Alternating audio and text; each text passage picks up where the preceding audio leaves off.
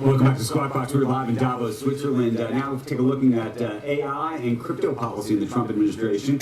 Two important members of it. David Sachs is the White House AI and crypto czar. Michael Kratsios is the director of the White House Office of Science and Technology Policy. Good morning to both of you. Yeah. Let's talk crypto policy. We had Brian Armstrong sitting in the seat just yesterday on this market regulation bill, which seemed like it was getting super close, and then seemed to get pulled at the last minute, in part because he and I think some other members of the crypto community pulled it. I imagine they were calling people like you during all of this.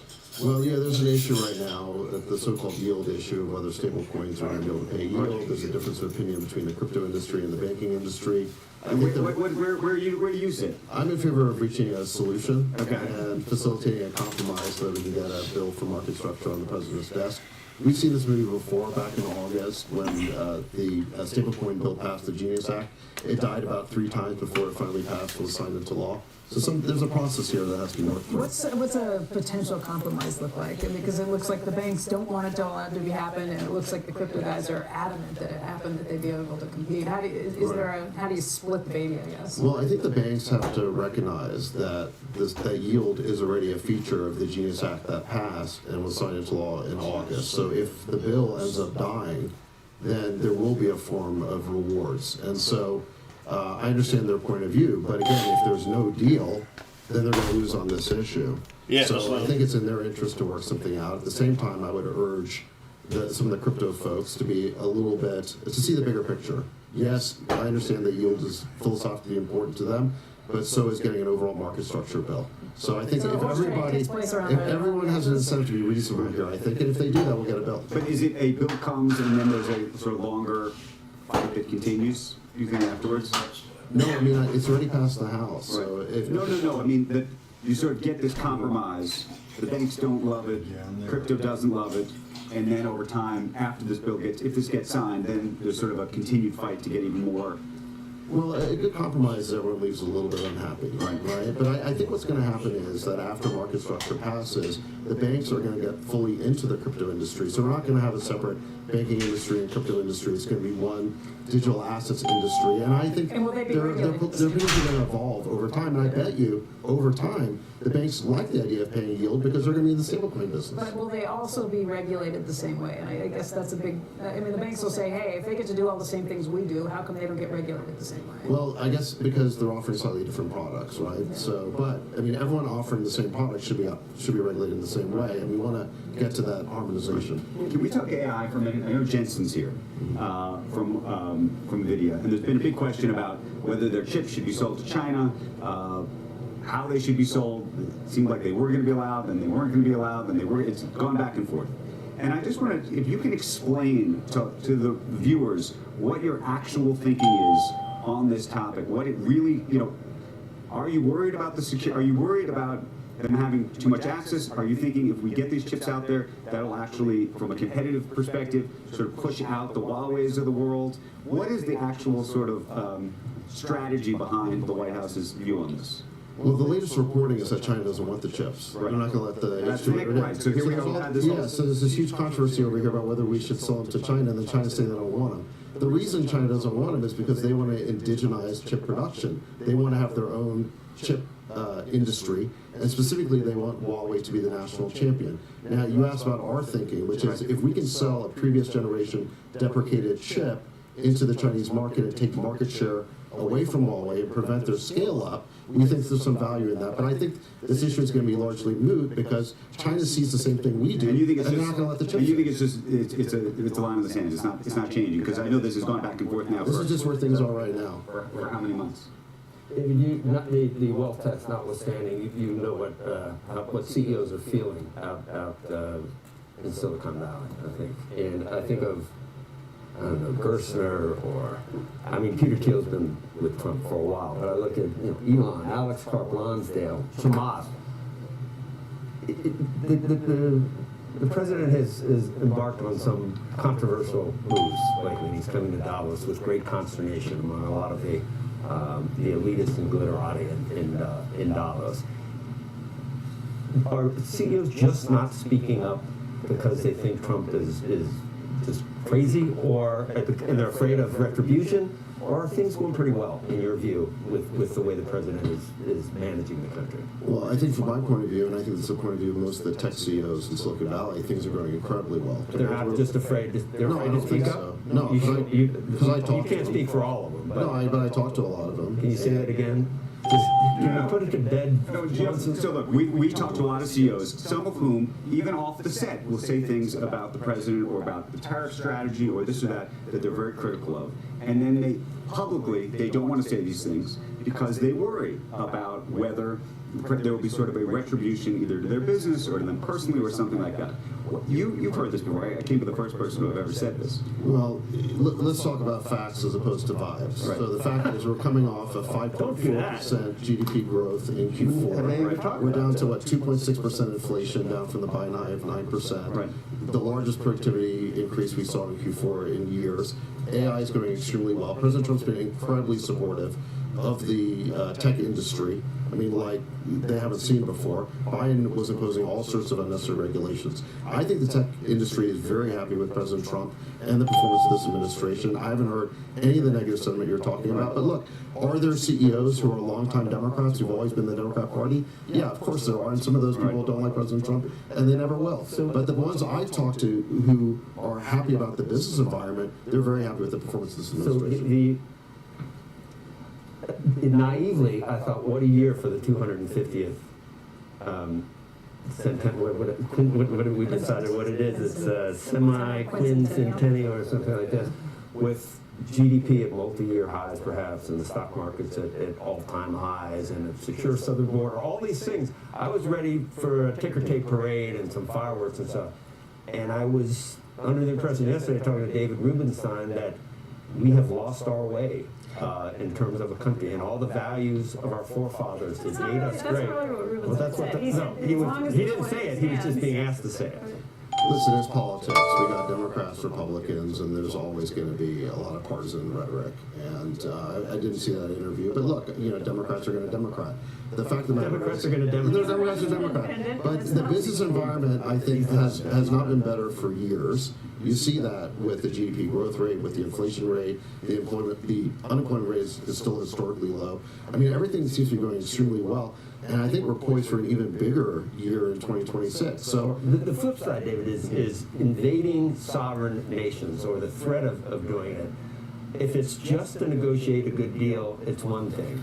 But if it were to come, do you know what's in the president's mind? I'm going to ask him, but do you know what's in the president's mind? How far he would take this for Greenland or in other contexts? Well, no one can speak for the president, but what I would say is that what the president has expressed is a desire to acquire Greenland, which is something that American politicians have been interested in for 150 years. Great Secretary of State William Stewart tried to acquire Greenland. He acquired Alaska, couldn't get Greenland done. FDR and Truman were interested in acquiring Greenland. This is actually an old idea that President Trump has made new again, so we'll see what happens. Hey, Michael, let's talk a little bit about AI and what the administration is doing in terms of pushing some of these things and some of the pushback you've gotten when you testified before Congress, too, just in terms of the deep fakes and the partnership with XAI. Where do you see it, just from the administrative point of view, of making sure you're pushing some of these technologies without bringing some of the negative implications along with that? Absolutely. In our AI strategy, released in July, the action plan, the first pillar is about innovation. How can the U.S. continue to innovate and make sure that the next great AI discoveries are made here in the United States? And a big piece of that is creating a regulatory environment that can allow AI to thrive. And the president, in his speech that he gave in July, spoke very specifically about this patchwork problem, where if every state has its own set of AI rules, make it extraordinarily difficult for entrepreneurs and young companies that want to thrive in the U.S. to somehow deal with all these different state regs. Understood, but the big issue that comes if there's not a federal regulation that's set up at that point is there's no way of kind of pushing back on any of the negative things that happen, whether that be children that get involved with some of these things, whether that be applications where it's used for pornography or something along those lines. How do you do that? You're completely correct. In an executive order that the president signed in December, where he directed David and I to work on a legislative proposal in it, he specifically mentioned state rules around children. And that's Yeah. something that we continue to want to protect and think about. The president, as you know, signed the Take It Down Act earlier this year. It's something that's on top of our minds.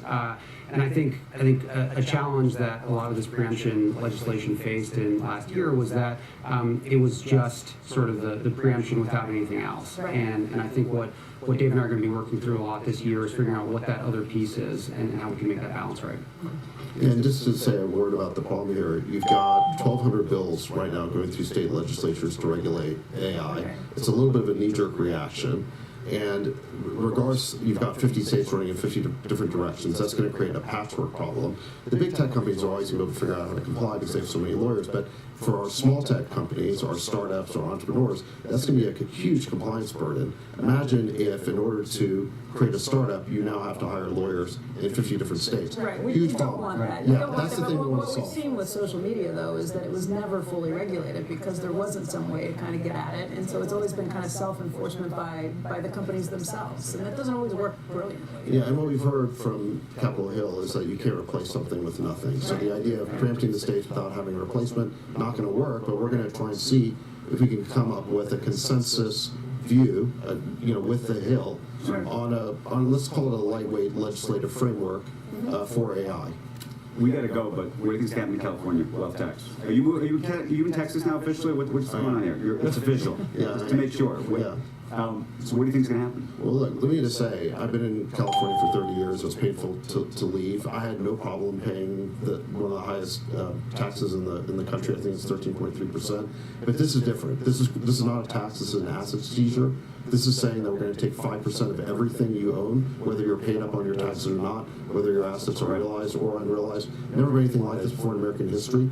People are trying to minimize it by saying it's a one-time. It's not a one-time. It's a first time. Something different. It's a In the last 250 years. It's different. It's not a one-time. It's a first time. And if they get away with it, there'll be a second time and a third time. And this will be the beginning of something very new and different in this country, which is asset seizures. Whenever a state or a majority decides, hey, we don't like somebody or we don't like a group of people, we're just going to take their stuff. That's a violation of property Do you think rights. it's gonna pass, and do you think that the Supreme Court ultimately would uphold it?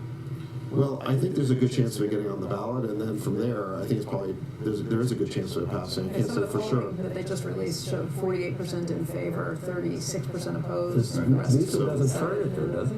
Or would they would override it? Or is that? Newsom cannot override it. He said he's opposed to it, but what his ability to affect it is very limited because it's a ballot initiative. Now, will the Supreme Court ultimately find it unconstitutional? And it's Good chance of that, but that's years and years and years from now. So, the damage is already being done right now in the state. Are you surprised that people like Jensen and others have said we're staying in the state? Sam Altman saying he's staying in the state? No, because they've got large companies in the state, and California's network effect is powerful, and that's why progressives think they can get away with this. But for a lot of other people whose businesses or situations are more flexible, they're leaving. And it is doing tremendous damage to the state. And I do think that even though Newsom ultimately came out against it, the time for him to vocally oppose this was a month ago. And he should have been very clear that the powers that He be was in the against it state, a month ago. I interviewed but not him. vocally. He was out there. He said It was he was not vocally. He needed to come out a month ago and reassure everybody and say, listen, we are going to fight this thing. The whole Democratic Party establishment in California is going to make sure this doesn't happen. He didn't do that, and now roughly $1 trillion of net worth has left the state. That is going to put a huge hole in the tax collections of the state. We don't want the president talking to Elizabeth Warren too much on the phone, having these friendly conversations, because this is next, right? Who knows? I mean, It's 10% credit card. a scary direction for the country. I mean, look, there's a lot of ways to tax rich people if that's what you want to do. But crossing over into asset seizures and confiscations, We probably totally should do something territory. about the people that live high on the hog on loans and founders that never pay Close the taxes. loop. You could do something on loans. You could, Although it's not going to help, we got to tax it. It's a but look, solve our problem. here's the question that people are not asking, which is really important, which is why does the state of California need so much money? Right? It's got a $350 billion budget. The budget has doubled over the last decade, 2.5 times the rate of inflation. Okay, and we know that there is a huge amount of fraud going on in the budget that no one has even scratched the surface of. Newsom has vetoed audits that would get to the bottom of some of that fraud. Why would you ever do that? We need audits now. Medicaid 0 to 100. Everybody's covered. with Medicaid. Well, It's not federal, but there's a way that it's done because money is fungible and it's covered. My point is, before you propose new and unprecedented taxes, I think you have an obligation to taxpayers to make sure that their money is being well spent. The first place to look is with all this fraud. We've seen it in Minnesota. Was it $8 billion of daycare fraud? One program in one state. You know, everyone's seen the tip of the iceberg graphic where the tip is Minnesota and the iceberg under the water is California. We all know the fraud is there. Root that out first before you go back to taxpayers for more and drive job creators out of the state. David and Mike, I want to thank you. It's great to see you guys. Appreciate it. Thanks for coming out in the cold. I had my guy. I got a guy. You know, it might have more. I had to do it. I apologize. And No, this is the conversation. Okay. We have these conversations. This is what we do. I had my chance and I took it. You got another chance to come in. It's supposed to come up. Chairman of Morgan Stanley will be our special guest. We'll be right back. Time now for today's Aflac trivia question. Who is credited for naming Mickey Mouse? The answer when Squawk Box returns.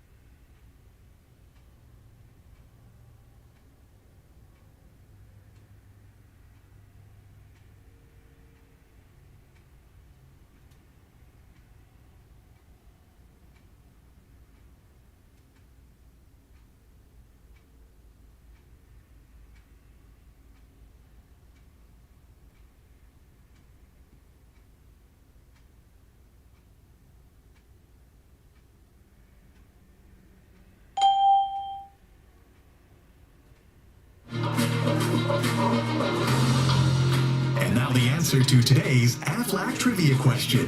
Who is credited for naming Mickey Mouse? The answer, Walt Disney's wife, Lillian.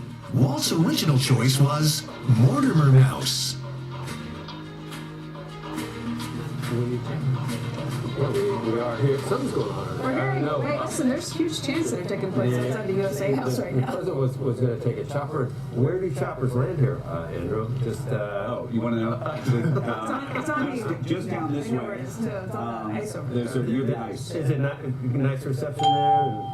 You know, it's pretty good. You know, if you take off from Cheetahboro and then you land in Zurich and then you get the chopper, you can do the whole thing. But how close, About 8 hours how max. close is it to the penthouse at There. Belvedere? These chants are really picking up. There's a huge chants taking place outside the USA House. I'm taking It's huge- just It's great. just Chant across Pickens over here. It's here. great. There's a no Kings chant in a part of the world where there's plenty of kids still left. Joining us now is This is like, that's not protesting, I think. No, That's maybe- actually cheers. really. Yeah.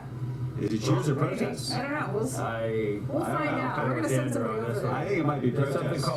something called a Bronx cheer. Yeah. Join us now Or a in chance. Europe. We're cheering this great interview we're about to do. That's right. Yeah, exactly. With Ted Pick, with his insights on global markets, M&A pipeline China, this company's investment strategies for the year ahead. Ted Pick, Chairman and CEO of Morgan Stanley, and it's good to see. I heard from your predecessor, because I guess I said some nice stuff about it. But the stock, beautiful. What's happening? Ted, I mean, he set it up. You're continuing the very good results that from one of the preeminent investment banks. Obviously. Appreciate that. We're working hard. We're Yeah. working hard. The environment's good. The environment is excellent. More than excellent, like almost the best of times, right? Well, it definitely is as good as it's been a long time in the investment banking space, because as you know, the merger activity got stalled first by the pandemic, and then roofing of rates, and sponsors didn't know what to do. But now it's happening, and it's happening large cap as well, because the AI is of course real, and people need to defease that cost. So you're seeing a ton of large cap M&A, and you're also seeing cross-border activity, and that also brings great IPO volume into the market. We're seeing real companies, real capitalization, growth companies that aren't wanting to stay private much longer. They want to come. So as an investment banking matter, it's a great setup in our wealth business too. You know, assets have accumulated. Folks want to diversify. They like working with their financial advisor. You know, Joe, we're the largest administrator to corporate plans in the country. So folks want to pay for their retirement by being well invested. And the E-Trade platform is doing great. So between wealth and asset management and the investment bank, things are going good. Can you put your finger on things that you can't control that are going well? And I'm sure you'd say that the environment for artificial intelligence and all that entails in terms of excitement and sentiment and funding, and but tax policy is better, deregulation is better. The Fed has done a pretty good job in recent years. There is no doubt that the normalizing of the regulatory environment has really brought some steps, some strut back to the legacy firms. Those of us that have been able to keep our intellectual capital through thick and thin, were able to do the stuff that you knew us to do for 15, 20 years. They got kind of quiet during the heart of the toughest regulation, and now it's normalized, and that's you know super positive for the forward and the kinds of activities that we can do with our clients. And I think also the fiscal orientation of the administration has been positive. Clearly, there's been a view that U.S. companies can power forward, and we haven't really seen the benefits yet of the bill, but that's going to come through. So I think when you think about the corporate health of large cap companies, excellent. Think about the high-end consumer health, excellent. You think about earnings growth, you guys talk about this every day. I think the long-term average is around 7 or 8%. This year looks like Wilson's talking about 15, 16, 17%. So wow. Fiscal health, strong consumer, strong corporate, feels like a pretty good setup, and the Fed's eased 3 times. They got more work to do, and we've seen inflation coming in. So put that all together, yes, asset prices are high, and yes, there's a lot of global political swirl, but overall, the lights are pretty green. I'm going to take that back. I hear Yeah. cowbell over there now. I think that signals I protest. think this is a protest. I think these are protesters. By the way, there was a big protest that took place last night In Zurich. there in was a huge Zurich. one. There's also, as we talked about, this No Kings, which is still up there in sort of giant, almost They haven't said- letters. But guys, I want to make sure that there's clarity. They're not protesting this interview. No, No. I have not heard Protesting the president's arrival, which was not acted quite sure. No one is. But Ted, to that point, you know, we hear all the great numbers that you've just talked about, these huge tailwinds for businesses, for corporate America, for the markets. And then you hear the sort of angst that takes place with the rhetoric around Greenland, with the potential for additional tariffs that gets put on. Does that slow down the prospects for business from any of the big corporate CEOs that you're dealing with, or is that something you blow right through? You know, Becky, I think it's actually, it works the other way, which is corporate actors need to do stuff. And they sat on their hands. The pandemic, you know, stopped everything. And there's going to be, you know, kind of the arc of history is continuing, right? I think some folks thought that, you know, this whole end of history bit, and the end of history, I think, has come, where folks now are getting back to sort of the jostling of nation states wanting to, you know, be on top, rise and fall of nations. All that kind of stuff is very interesting for folks that are helping solve strategic problems. And we're a global enterprise. We have 30,000 people outside the U.S. We have global CEOs around the world who want to get our advice. And I think that's part of the reason Morgan Stanley's had success here in the last couple of years is we've been able to stay global. The old school Morgan Stanley trusted advisor narrative, but also now running the world's largest wealth manager in the U.S. is, as you know, about $9.3 trillion under management. The beauty has been, we were talking about some of the Morgan Stanley career folks like Ashton and Fife. These are folks that have spent 30, 35 years at Morgan Stanley, and we talked about this a little bit last year. I think our secret sauce is we survived the crisis all those years ago, and our senior management on average has been at the firm for about 25 years, and we have something called the integrated firm, where we bring people together. And I think at a time now where CEOs are dealing with pretty, incomplete information, they just want to hear what the reality is. We're not looking for the next trade. We're looking for something that catalyzes transformation. And they can only have one or two folks in the boardroom. They can only have one or two folks administering their stock plan. They can only have one or two folks administering or running their own money. And we want to be that person. We're in that Venn diagram. And I think it's very exciting. And for the CEO, it gives her comfort. If she's talking to someone she's known for 20, 25 years, she can say, okay, I know you. How much is this a distraction? This may feel like a distraction, but guys, a year ago, the 10-year was, in the 460 area, Right. and now it's at 435. Yeah. And earnings were lower, and GDP was lower, and inflation was higher. So yes, there's that, and that has to be taken into account because it's sort of exogenous, arc history stuff. But there's also just kind of the powering forward of growth, and that is good for us. We write tickets when there's GDP growth. I was just thinking about some of when we've talked about AI and the market cap creation from companies that didn't exist 2 or 3 years ago. It's not a zero-sum game. But wealth creation is hard to even figure out how this happens. Is it not? We're talking about trillions of dollars, and then you worry about whether it's circular and we're double counting it and it's coming from here and they're counting it here and there. But there's something happening. Totally agree with you. And our memory, our collective memory is, what did we really know about the internet when Andreessen took Netscape public, which we did all those years ago? And the answer is we knew something big was going to happen, we just didn't know what it was. I think what we're seeing, though, through our own work, with each passing quarter, has gone from something that is an efficiency play to an effectiveness play. We are becoming more productive, by definition, and that's incredibly exciting for our clients, but also for us, because we can start really cutting some of the processes and bringing. But how do you pick them? Because the truth is, Netscape, for example, went by the wayside. You have to be willing to, if you're a kind of an arms merchant in the ecosystem, you have to do a certain amount of spread betting. You have to sort of hope that you are with the 2 or 3 or 4 winners in each of those spaces, all the way up to the cloud. And then as a user, I think you have to think about your use cases, what the inference is, how you're going to protect your data, and you have to actually be willing to do something that we have not wanted to do because of sort of the regulatory wave the last 5-10 years, which is make mistakes.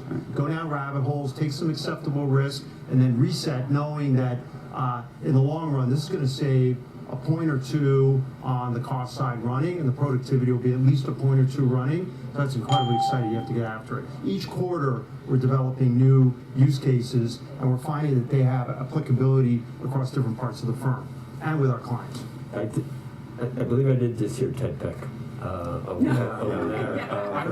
The soundtrack of our I don't want to interrupt myself, but I did hear Joe Kern. Yeah, exactly. And they said Joe Kern, excellent. Yeah, Pick, excellent. yeah, that's what it was. Excellent. Go Excellent. Joe. Go Joe. TED Tech, thank you. Thank you. Yeah, Guys, go. thank you. Appreciate it. Thanks for having me. Yankee- Thanks for having me. Yankee Thanks for Joe. having me. Thanks for having me. Thank you, Ted. Great.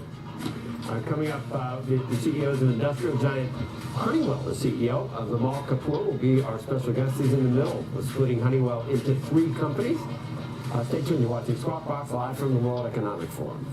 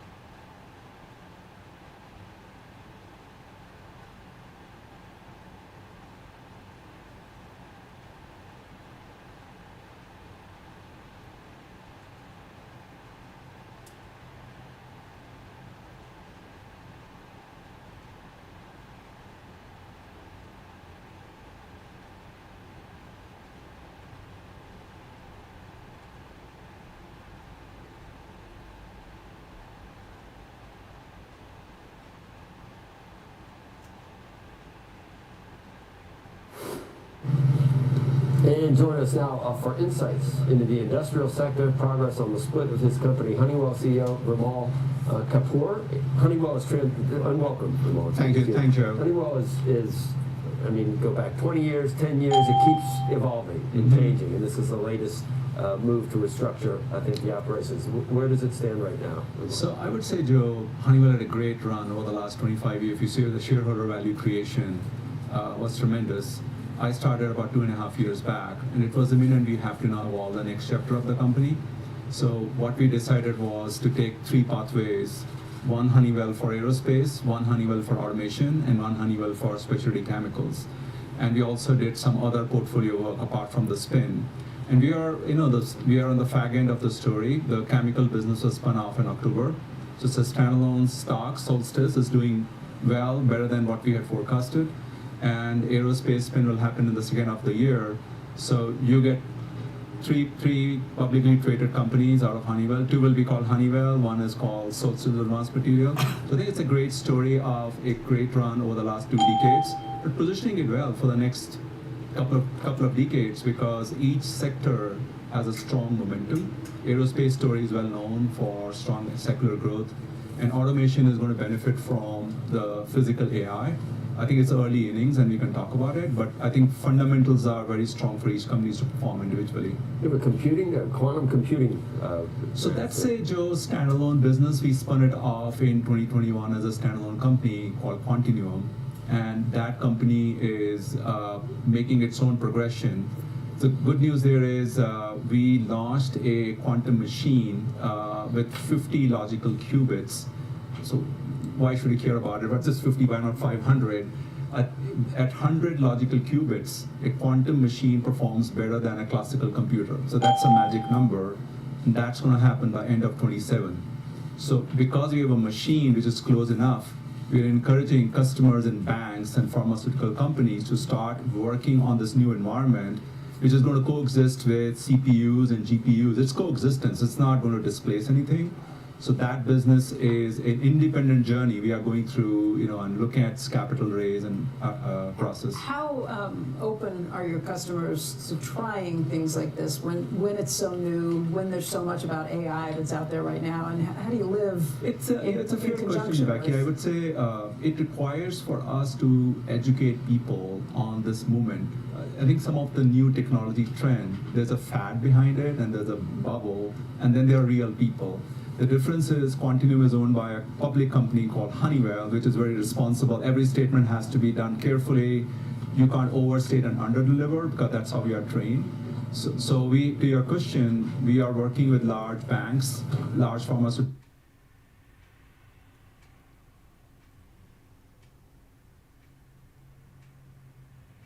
them the way of power of quantum, which will be imminent coming in. And also working with NVIDIA to co-create a software environment, Right. so that you can share the workload. Well, because it was a year ago, or maybe less than a year ago, that Jensen said something about how quantum is so far off, and all these quantum companies tanked, the ones that were That's independently right, traded. that's right. And then we had a private fundraise about 2 or 3 months back, so NVIDIA is one of the investors. But behind the scenes, we have been working with them to co-create the software environment. So that And that's the key. That's the key. That you have to work hand in hand. It's like if I'm a company inventing a new molecule, life sciences company, then I want to make sure that I'm not using the power of GPU, but I'm also adding the power of quantum. And how do I co-create the both, right? It's not A or B, it's both. So that's additional opportunity for our shareholders. So you would say Elliott was onto something, that some of the parts is going to be greater than the value of Honeywell prior to breaking it. It should be. I mean, we did not create this because math works better. I think it was created out of the compelling story that we believe it's going to create for our shareholder. But naturally speaking, today we are discounted by a large number, 20%, 30%. So by the natural forces, there should be accretion. But we believe that each stock by itself has a compelling proposition for our shareholders. But it's still going to be a Dow component, right? Still going to. We will fight hard for it. Maybe there are 2 Honeywells in Dow. Who knows? There's a Honeywell Aerospace and there's a Honeywell Automation. So we'll keep both of them alive. Maybe so. All right. Ramal, thank you. Thank you very much. Thanks for hosting me. Yeah, good to see you. All right, when we come back, the CEO who runs the world's largest custodian bank, BNY's Robin Vince, will be our special guest next. You're watching Squawk Box. We are live from the World Economic Forum in Davos, Switzerland.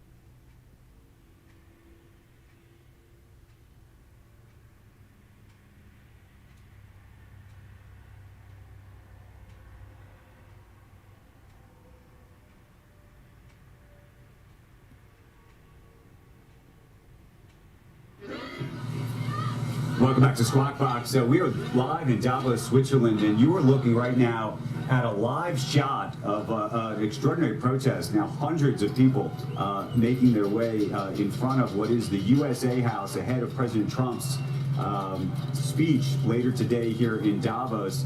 This is happening literally just probably about 100 or 200 yards from where we are sitting. And this is some video from just moments ago that you can take a look at. And this is happening, I should also mention, we talked about it before, but carved into the mountain behind us, a No Kings sign. Of course, President Trump landing in Zurich just within the last hour and expected to head here by helicopter and then speak with this group at the forum. And then, of course, speaking a little bit later with our own Joe Kernan. Right here on CNBC. So a lot going on. We have not seen thus far a huge police reaction yet to this, but we're going to keep our eyes, of course, on this, and it is audible here where we're sitting. And they're standing right in front of USA House. Yeah, but when we defend Greenland, what are we talking about here? Is it just general no kings? And we should say there was a separate protest that took place last night in Zurich, and I believe just about Trump coming. Just about Trump coming in a No Kings, No Kings speech. Yeah, Can you read? Not in defend Qatar. Kurdistan, defend Belarus. Yeah. Anyway, this was filmed moments ago, but it's still taking place. We can hear it loud and clear from right here on the set. It's continuing, and we're going to keep our eyes on this. This, by the way, just in terms of cars in and out of the promenade ahead, next to the Congress Center, may make it more complicated as the president arrives here. That's right. Yeah, it's outside the Outside the perimeter, the perimeter. right, of the Congress Center. It would really help if I knew. I don't know whether I'm with him or against him, because I'm not. What's the thrust? And The thrust of the protesters. yes, of those individuals, it seemed like they were very Unclear, but happening in front of USA House. So you can Yeah. sort of. But it had to be Extrapolate outside from, yeah, or just outside. Our next guest runs the world's largest custodian bank. Robin Vince is the CEO of BNY. And Robin, first of all, welcome. It's great to see you here on set. A few other to be with you. statistics about BNY. You've got about $2.1 trillion in assets under management. You're into the third year of your reimagination plan of the bank, and it's paid off pretty handsomely in what we've seen in the stock market returns. Let's talk first and foremost about what you're seeing in the markets right now, set against the backdrop of what happened with the markets yesterday. Well, look, the markets obviously try and take in all the news, and so markets aren't great at pricing in extreme tail risks. They're pretty good at taking in what we see right in front of us today, which actually in the US has been a great economic story. You look at GDP last year, coming into this year, expectations probably for stock markets higher. Yeah. We all have to be in the preparedness business. You don't know what's going to happen. There are a lot of risks. But actually, if you look at what's happening in the economy, that explains a lot of the stock market today. Just in terms of it being, the markets being near all-time highs. Yeah, absolutely. And yes, we've got a lot of valuation, concentrated valuation in a few stocks, but we also have quite broad read across different sectors. And so there are a lot of reasons to be a bit optimistic, notwithstanding that there's a lot of macro noise. Yeah, the macro noise, as we're hearing coming from the protesters right now, too. What does it mean for you in terms of business? Because Ted Pick was here and he said, look, people are basically powering right through this. CEOs have to do something. They know they have to be in action in terms of investing, in terms of partnering up, in terms of mergers and acquisitions. Do you see the same thing? I think that's right. At the end of the day, you have to react to what's going on. The economy is in pretty good shape, certainly in the United States, but we've seen good performance in stock markets around the world. CEOs want to be in business, getting things done, raising capital, deploying it, and so that business continues. Remember, the market is good at pricing certain risks, but is not very good at pricing a whole string of very low probability events. And so when you just look at the probability theory, you've got a bunch of things that 5% they could go horribly wrong, and you might add them up together and say, hey, odds are that something's going to potentially happen. But the market doesn't deal with that very well, and so there is a focus on the present, what are the facts, and we need to get on with it while being very cognizant and always preparing for risks. We're in the preparedness business as a company. We've got to be resilient, and that's what I'd expect other CEOs to do too. Where are you in the journey of transforming BNY? Well, the transformation, it's been fun. To be honest, it's been a real privilege to be in the seat, and I really represent all the people of BNY. But what we took was an incredible customer franchise, an incredible set of businesses, and we said there's real unlock here. If we can get after it, if we can run ourselves a little differently, be a bit more Explain what that means, though, because we were talking about the custodian piece of this earlier, but sort of what it all looks like. Yeah, and by the way, that stock's up 42% for the 1 year, 185% over the 5 years. We're well known as being the world's largest custodian. We're proud of that. That means we safekeep stuff. We're in the trust business, looking after financial assets, pension funds, governments. If people all across America and around the world have assets, we're in the business of looking after them. But one of the things that we've done to the question of transforming is we've also really started to open up the other businesses that we have. We have all of these different financial services platforms, collateral, payments, enabling commerce, being able to help companies raise capital in capital markets. And so pulling all of this together has really been the story of BNY in the past 3 years. And our clients are super excited about this. They're actually asking us for more of us, and our people are excited. And this has been part of the other story for us is culture, which is when you set a mission and you get a whole bunch of people in a company excited about doing something, it's pretty amazing to see what can happen. Let's talk a little bit about where you are in that transformation in terms of what you are seeing. You just came out with your numbers last week and talked a little bit about that. And I think you raised some of your guidance too. We did. And so I said from the beginning that we were taking a decade view. We're the oldest bank in the United States, and it's a fun moment to be that because we're celebrating 250 years of the nation. We were born in 1784, so we're kind of the moment of America's 250. But we get to be innovative as well, and so while we're on a 10-year journey, we marked out the first 3 years as being an important chapter. We just completed that. and you can see it, you quoted some of the numbers, we've actually done a pretty good job in sort of really reinventing, reimagining the company ready for the next thing. And that's kind of where we are in our journey. We're excited about AI, we're excited about digital assets, we're excited about innovation, we're excited about our people, and all of that is for serving our customers. And so you can feel that in the halls of the company today, and that's a fun thing. Robin, we always appreciate talking to you. We appreciate you being here on set with us too. It's great to be with you. Good luck. You've got a lot to Thanks. navigate today. We should bring you an update, by the way, as you were speaking. You're looking at a live shot. Let's show them, because I know we had some audio earlier. You could probably hear what's happening. There's a live shot of the protests that are taking place right now outside of USA House. We're told this is a Defend Kurdistan protest, and this is some video from moments. Actually, this is right now. Now we're live. We were looking at some video from earlier. We said it was no kings. Well, we Defend Kurdistan. We've had no kings. We've had. By the way, This is Davos has long been what is it? Davos has long been, a Place for place protests. where there have been protests. I remember years You said ago. it was the USA House. So I think we not attacking I think we have Kurdistan. a shot of the helicopter coming in right now. Here We comes the assume that time. this Maybe is they'll start yelling. Now we're a looking at, helicopter carrying President Trump It's here. invading Kurdistan.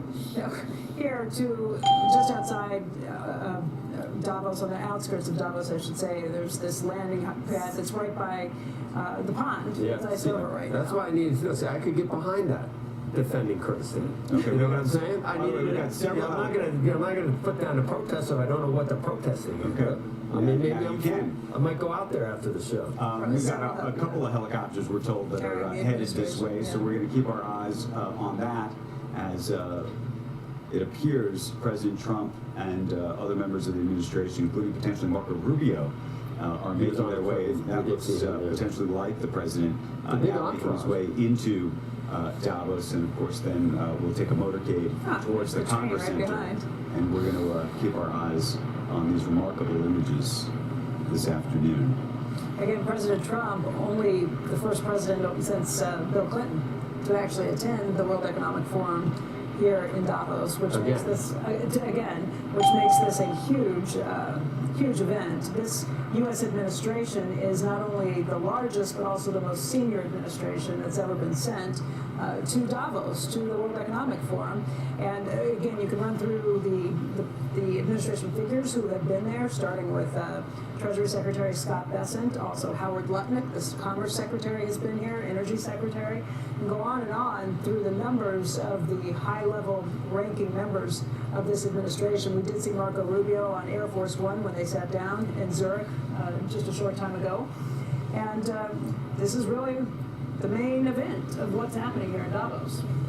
Joe, of course, is going to be talking with the president later this afternoon right here on CNBC after the president gives a speech.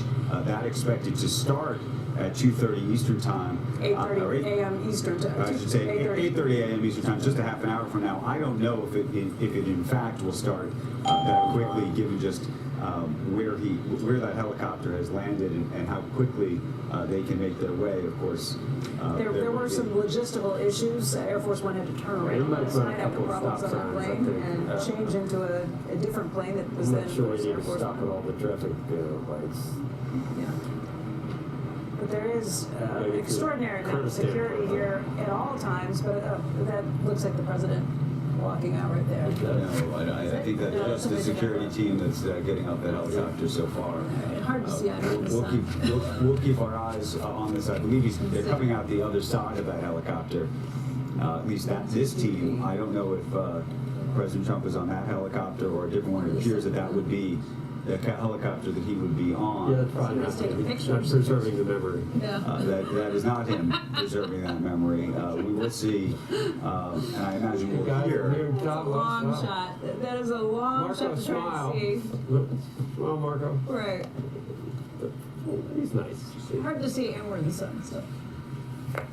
In any event, U.S. delegation arriving here in Davos, Switzerland, at the World Economic Forum. Somebody's got to carry the luggage. There you go. Yeah, that's not the president with his luggage. Those are the Sherpas. So that would be quite something. I think we'll be watching him make his way, and then that motorcade will begin. We're going to try to keep our cameras on all of this going to be hard to tell when it's in. It's just some of this. Oh, I think you will know. I think we will know. And this is, as we said earlier, that, by the way, that team might not have even been on that helicopter. We're watching another helicopter now make its way. And typically, by the way, they do travel with two, in part for security reasons, in part for travel purposes. That looks like three. You know, if you've ever seen how they take off and oftentimes land in Washington, D.C., there are typically two for security purposes. One is considered a decoy,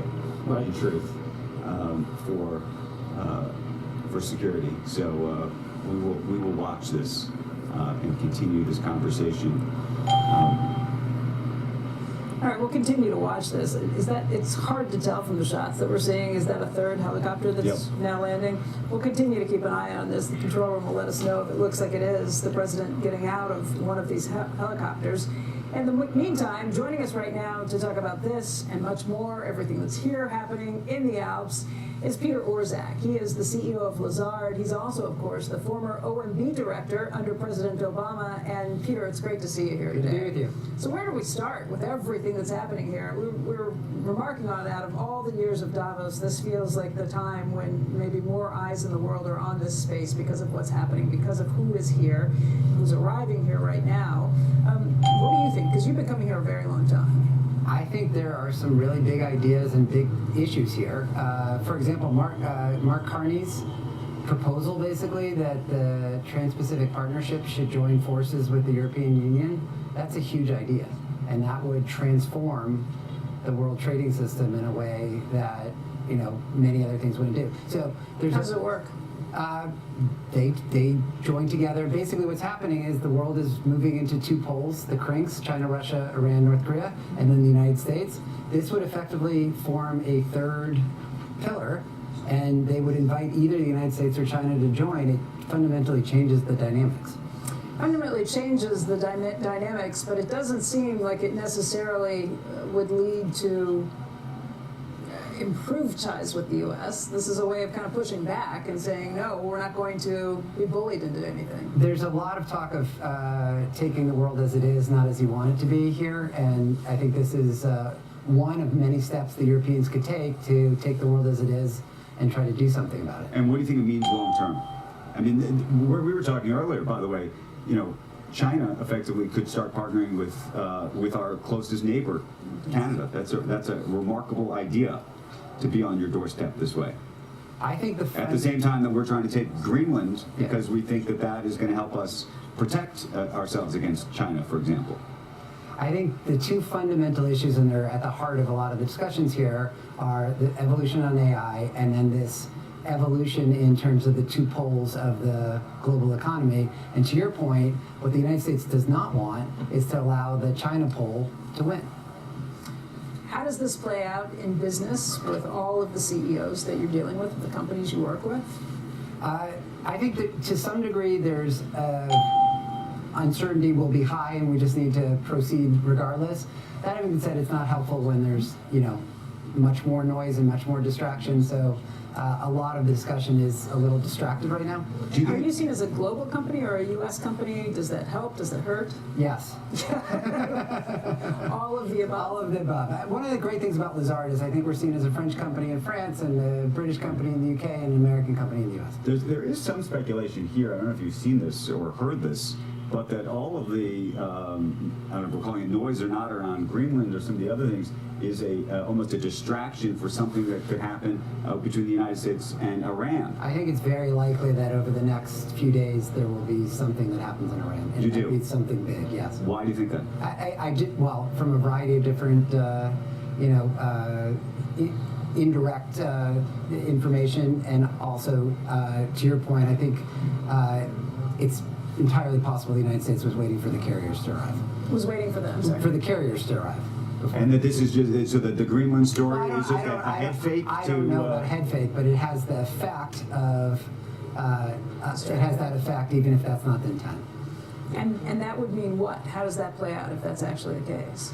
Then the big question becomes, can you actually do regime change through effectively a bombing campaign? And I don't think we have any history in which that's effective, but we'll see. It depends what the objective of what happens is. If it's to take out the ballistic missiles, that can be successful. If it's regime change, that's got a more checkered history. What do you want to hear from the president when he We gives know a his guy who's speech going to talk to him, just a little too. bit, and just a little bit from now. Joe's going to be sitting down and talking to him afterwards, but what do you want to hear? What do other global leaders? Well, I think part of this is going to be a review of the domestic situation in the United States. Oh, it will. Right. So I already think said that's what he he said did. that. So I think that'll be the heart of it. But inevitably, I'm sure it will also address some of these global questions. Peter, by the way, there's the president Okay. stepping off Yeah. of what was considered Air Force Air One's Force the, One. the chopper that Marine is One. Marine One, I Marine should One, say, right. headed to the motorcade that's going to bring him to the Congress Center where he is expected to be speaking Probably has the in beast about here. 25 minutes from now. I rode in the Beast. I think it was 2000. Last time I was here. It's the way to travel, right? Yeah, it is a beast. Coming back from the interview. That last interview was surreal. It was just before the pandemic, Peter, and that was Becky's. That was my first question. There was a case of some nondescript Wuhan type bug in I think it was in Washington State. Seattle, right. Yeah, and You're right, Washington State. It's in Washington So, Yeah. Peter, just help us with this. There's like a split screen situation. You got the protesters behind us, and you can hear them, and they're audible. You got the president of the United that's States, most Kurdistan. powerful. That's Yeah, defending sure. You have the most Kurdistan. powerful person, Don't in the conflate. world, You making. told me it was no kings. from- It's from Kurdistan. Marine One. You have the no kings behind us here. Okay, someone- You have David Sachs telling us that economic story is awesome. What is it? He said Democrats are going to Democrat, Peter, so take it away. No. No, look, I think the U.S. economy has performed pretty well. I'm actually constructive on the economy for 2026, but it's the U.S. economy at this point is effectively two things: AI and high-income consumers. And outside of that, it's Wages are growing across the a board, bit. finally. But by the way, that's also a risk. I think inflation is going to surprise to the upside this year. Adam Posen of the Peterson Institute and I actually put out a piece suggesting it might hit 4%. One reason is wage pressure. Another reason is most of the pass-through from the tariffs has not actually occurred yet. And another reason is the fiscal deficit may be more elevated than What do you I mean, people think. that's an interesting point with the And that means most the of the Fed's way tariffs behind, not they're going coming the wrong passed direction. through yet. Yeah. Andy Jassy told us yesterday that look, they were able to do all of these things ahead of time, like buy in advance, bring everything Yeah. in, all of the ways that you can kind of trick tariffs. We're Those through that. measures have kind of run out, and now it's more of a situation where you're doing the best you can, you're trying to keep your margins in those positions, but you are going to likely get hit with higher And rates. this Settled in effect- around 15%. It's not But 40. Right, right. but this effect could be another 50 or 70 basis points on inflation. But here's the thing. So I was talking to Christine Lagarde this morning, and also Ken Griffin and Larry Fink. But Christine Lagarde said, look, right now it's about 12%. The tariffs are about 12%. She expects that this is in Europe to move on average to about 15%. That has not happened yet. She thinks that could have an inflationary effect. People like Ken Griffin, by the way, he's one of the people who actually has been quite public, calling this a regressive tax on the American consumer. So I do wonder how you think this ultimately flows through. Well, I think there will be more inflation pass-through, but the tariff revenue will also come down, either because of the Supreme Court case, or even without that, there's more transshipment, there's more movement. We had other people tell us, forget it, even if the Supreme Court strikes this down, they're going to find other They will measures under backfill, but 230. the backfills are imperfect. So you can do Section 122 for 6 months, and then you can do 232 and 301. But it's not a By the way, perfect. that Supreme Court decision, does that, if in fact the Supreme Court moves against the administration, does that change the calculus even around something like Greenland all of a sudden? I don't know what the president's authority would be to impose 25% tariffs in this case without AIPA. Oh, as he's threatening to Right. do, right. And so that all of a sudden, the whole That's for another dynamic around this example. could shift. Yeah. That's interesting. Peter, do you expect to hear a conciliatory mood or sound from the president today? Do you expect it to be a pretty hard line? I think some of the administration officials have been taking a hard line. Well, I haven't seen the president's speech. I don't know, but other administration officials have been taking a hard line about the World Economic Forum and about the ideas that the administration believes it stands for, or has stood for, I should probably say. Said it outright. Globalism has failed. It's so interesting, though, because the Trump administration's presence here makes this so much more relevant than it's been to this, in years past. If you want to inform the globalists, that globalism has failed and not going to be the status quo anymore, you can come here to tell little bit them ironic. because they're all Which here. they've been doing. And you can tell, you can defend Kurdistan while Yeah. you're at it. How's business? Business is good. Again, it goes back to my outlook for the economy is actually fairly constructive, and the M&A market is, again, very, very active. So business is actually pretty good. And then in our asset management business, it's also pretty good in part because investors are looking for a diversified portfolio, and our specialty is a lot of emerging market equity and other things that is meeting favor with investors. Around the globe, where are things looking the best? What geographically? Emerging market equities in general have outperformed, and so we're seeing a lot of demand there. Lots of sort of specialized products like our global listed infrastructure product. So there's not one thing. There are many things that are actually outperforming the U.S. market right now. That's good. It's a different question. Maybe it's an M&A question, maybe it's a finance question, and maybe it's a political question. The regulatory environment right now feels especially complicated for the big sort of headline transactions. Yep. Transactions that historically in the last administration you thought would get blocked, but in this new administration you may think get blocked too. We have this very interesting moment, even around credit cards, for example, and trying to cap fees. There are sort of some strange bedfellows taking Yep. place between even this administration and an Elizabeth Warren. Well, let's break that into two pieces. First, on the regulatory front, I think the current environment is much more accommodating but more political. So it's not no. It's you've got to figure out your way through it. And that is. What does that mean? Figure out your way through. That means Because that you've got to bring in a White House and a cabinet level discussion, and not just the FTC and the Department of Justice. That's what that means. And then on And that, how do you put? And that's new. that is new. Bringing When in I the- was in the administration, this was kind of hands off. But this is part of a broader thing about the independent agencies being brought into, more under direct White House control. And then the second thing is, if Adam Posen and I are right about inflation, I think you may see a lot more things like the credit card intervention that start to look a bunch like price controls To try and because keep you're prices frustrated down. that What it's does not moving. $59 oil or $55 oil? So I don't know. Maybe you're right about inflation, but tariff inflation. Yeah, It's but like oil's waiting. already- It's like waiting for Godot.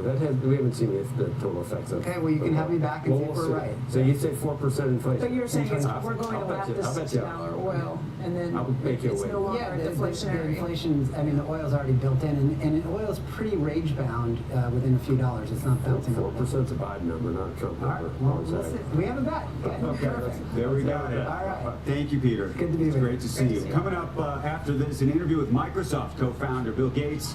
Tells us about the Gates Foundation teaming up with OpenAI right here and in trying to expand healthcare in Africa. We'll talk to him in just a little bit. Stay tuned. You're watching Squawk Box. We are live from the World Economic Forum in Davos, Switzerland, ahead of President Trump's big speech.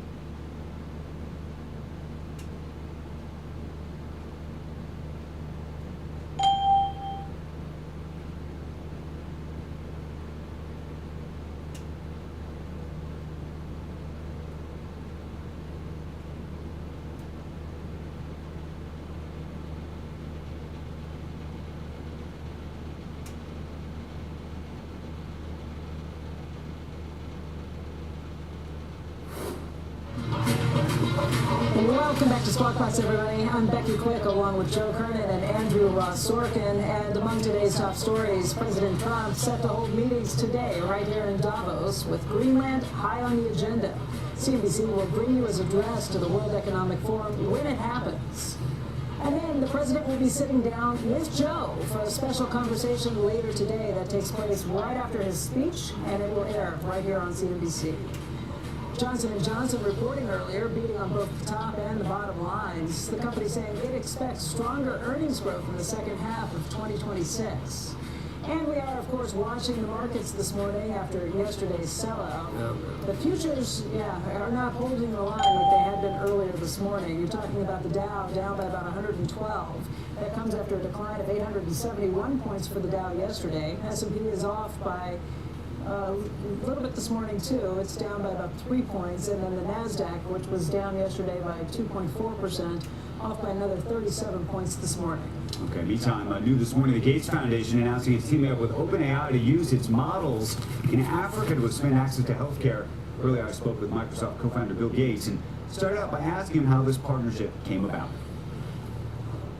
There's a great ongoing conversation with Sam and the whole team at OpenAI about the way they want to improve the world and how their AI can be used even in poor countries for issues like health and education. And so we decided, to provide all the computer time and to support a pilot in 1,000 health clinics in Africa, starting with Rwanda. So what does it actually look like in practice? Well, you as a patient will talk in your native language to the AI about your symptoms. You'll schedule your appointment through the AI. When you come in, instead of doing paperwork, the doctor or the clinician, usually it's not a doctor, will see that summary. They won't have to fill out paperwork like they've had in the past. So the idea is to make the quality of that encounter far higher, the waiting far shorter, and to take the very constrained resources that these countries have and have far better health care. And how did you decide? I know Microsoft has a partnership, of course, with OpenAI, but how did you decide to do it with OpenAI as opposed to, we just talked to Demis from DeepMinds or Anthropic or one of the other models? Yeah, so you'll see the Gates Foundation working with Anthropic and Google and Microsoft and OpenAI. We have major things that we'll do with each of them. OpenAI jumped up and was super generous on this. Of course, they have a foundation that owns a significant amount of their company. Right. The value in that foundation actually rivals the world's biggest foundation, the Gates Foundation, and so they'll often, in terms of their capacity to donate, be a great partner. By the way, what do you think of that? The fact that OpenAI will ultimately, given the ownership structure, be perhaps the largest foundation in the world? It'll depend on how much the value goes up over time, but I think that's incredible. I wish 25% of lots of great companies was going to go to the poorest in the world. Essentially my ownership of Microsoft indirectly has done exactly that. Right, but you've been one person, and in some cases 2 people or more. You have a board, obviously. This is going to be, what they are going to do is going to be very different in terms of how it's governed, I imagine. Yeah, they're hiring people in. They have a top-notch board that's encouraging them to put more activities into this philanthropic side, and but I'd also say Google, Anthropic, Microsoft, they really want to see AI used for these societal purposes, and so we'll pick the best partner in different areas, but the quality of the work at all those companies is phenomenal. We've been talking about OpenAI and the foundation.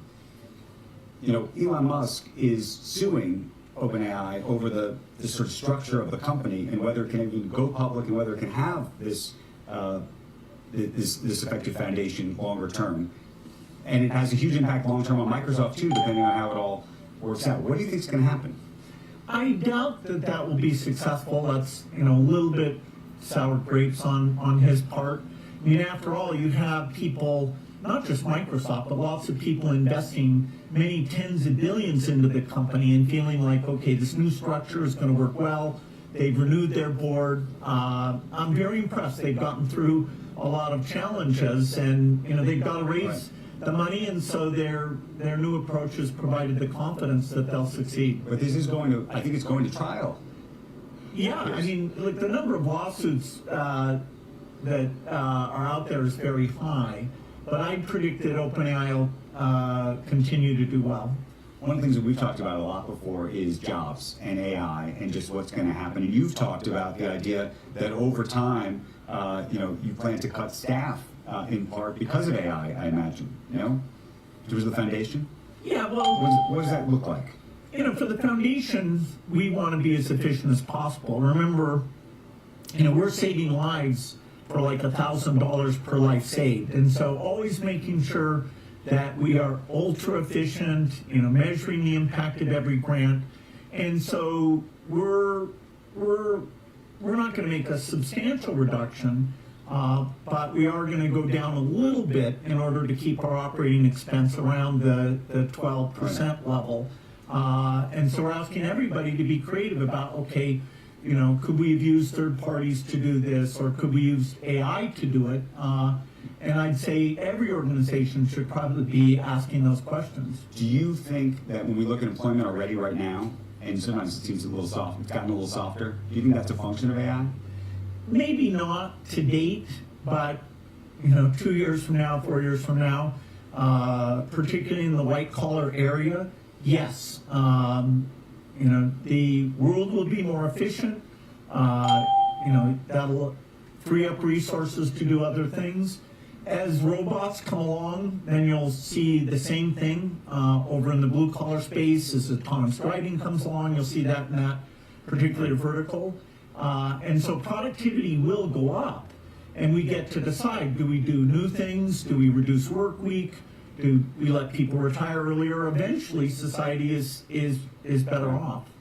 Here we are in Davos. The president's going to be speaking later this afternoon. There's a lot of hand-wringing going on among a lot of the political leaders about things, what's happening with Greenland and other pieces of the puzzle. And I'm curious you're talking to lots of people over the last 24, 48 hours here. What are you hearing? What are you thinking? Well, it's, you never can guess what might happen next. It's a kind of an uncertain environment.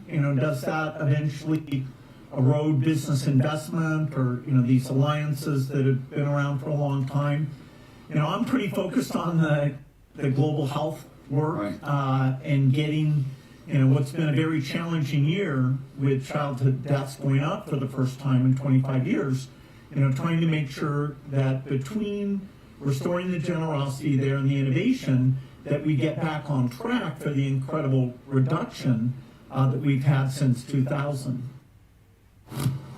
Pretty interesting stuff from Bill Gates ahead of Donald Trump's comments. He's making his way here. We'll see what the president has to say. I don't know what's on your list.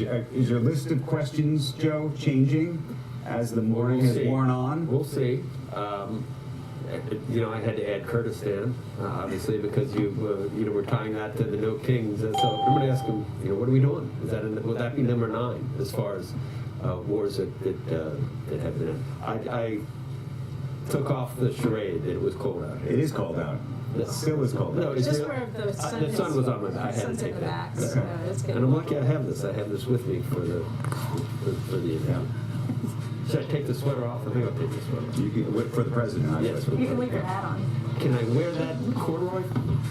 If It could fit you. You know what? If I was gonna, exactly. If I was gonna interview Gavin, I'd put that baby on. I would put that baby on. Okay. Yeah. And I think he'd think, wow, I can talk to this guy, right?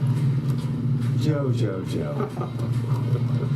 Hello. Oh, you are looking live at a shot at the World Economic Forum. That's right where it's going to be. We're all going to happen. President Trump's going to be speaking shortly. We're going to bring you his address when it happens at a later day. If you haven't heard, I'll be speaking with President Trump. Make sure you stay tuned for that conversation. Squawk Box. We'll be right back.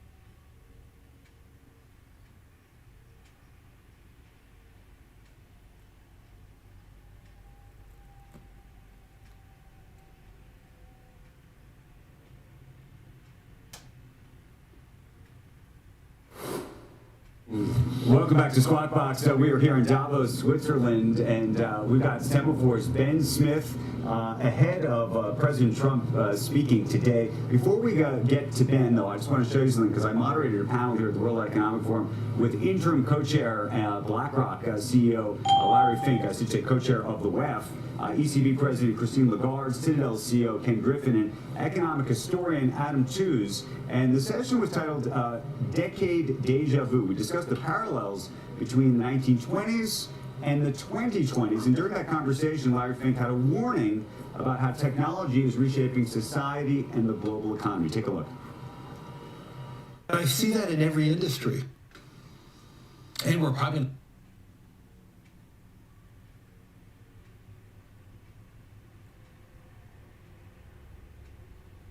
maybe in every country, that the scale operators right now are winning. And that does not translate into a broadening of the world's economic economy. And in many ways, it may be narrowing. And to me, it's getting back to what Christine was talking about. How quickly can we see the adaptation and the democratization of AI and technology is going to be the real pivotal point. Can AI be inexpensive enough and ubiquitous enough that it can be spread across small businesses, medium-sized businesses, and they can grow and have the same advantages of the scale operator.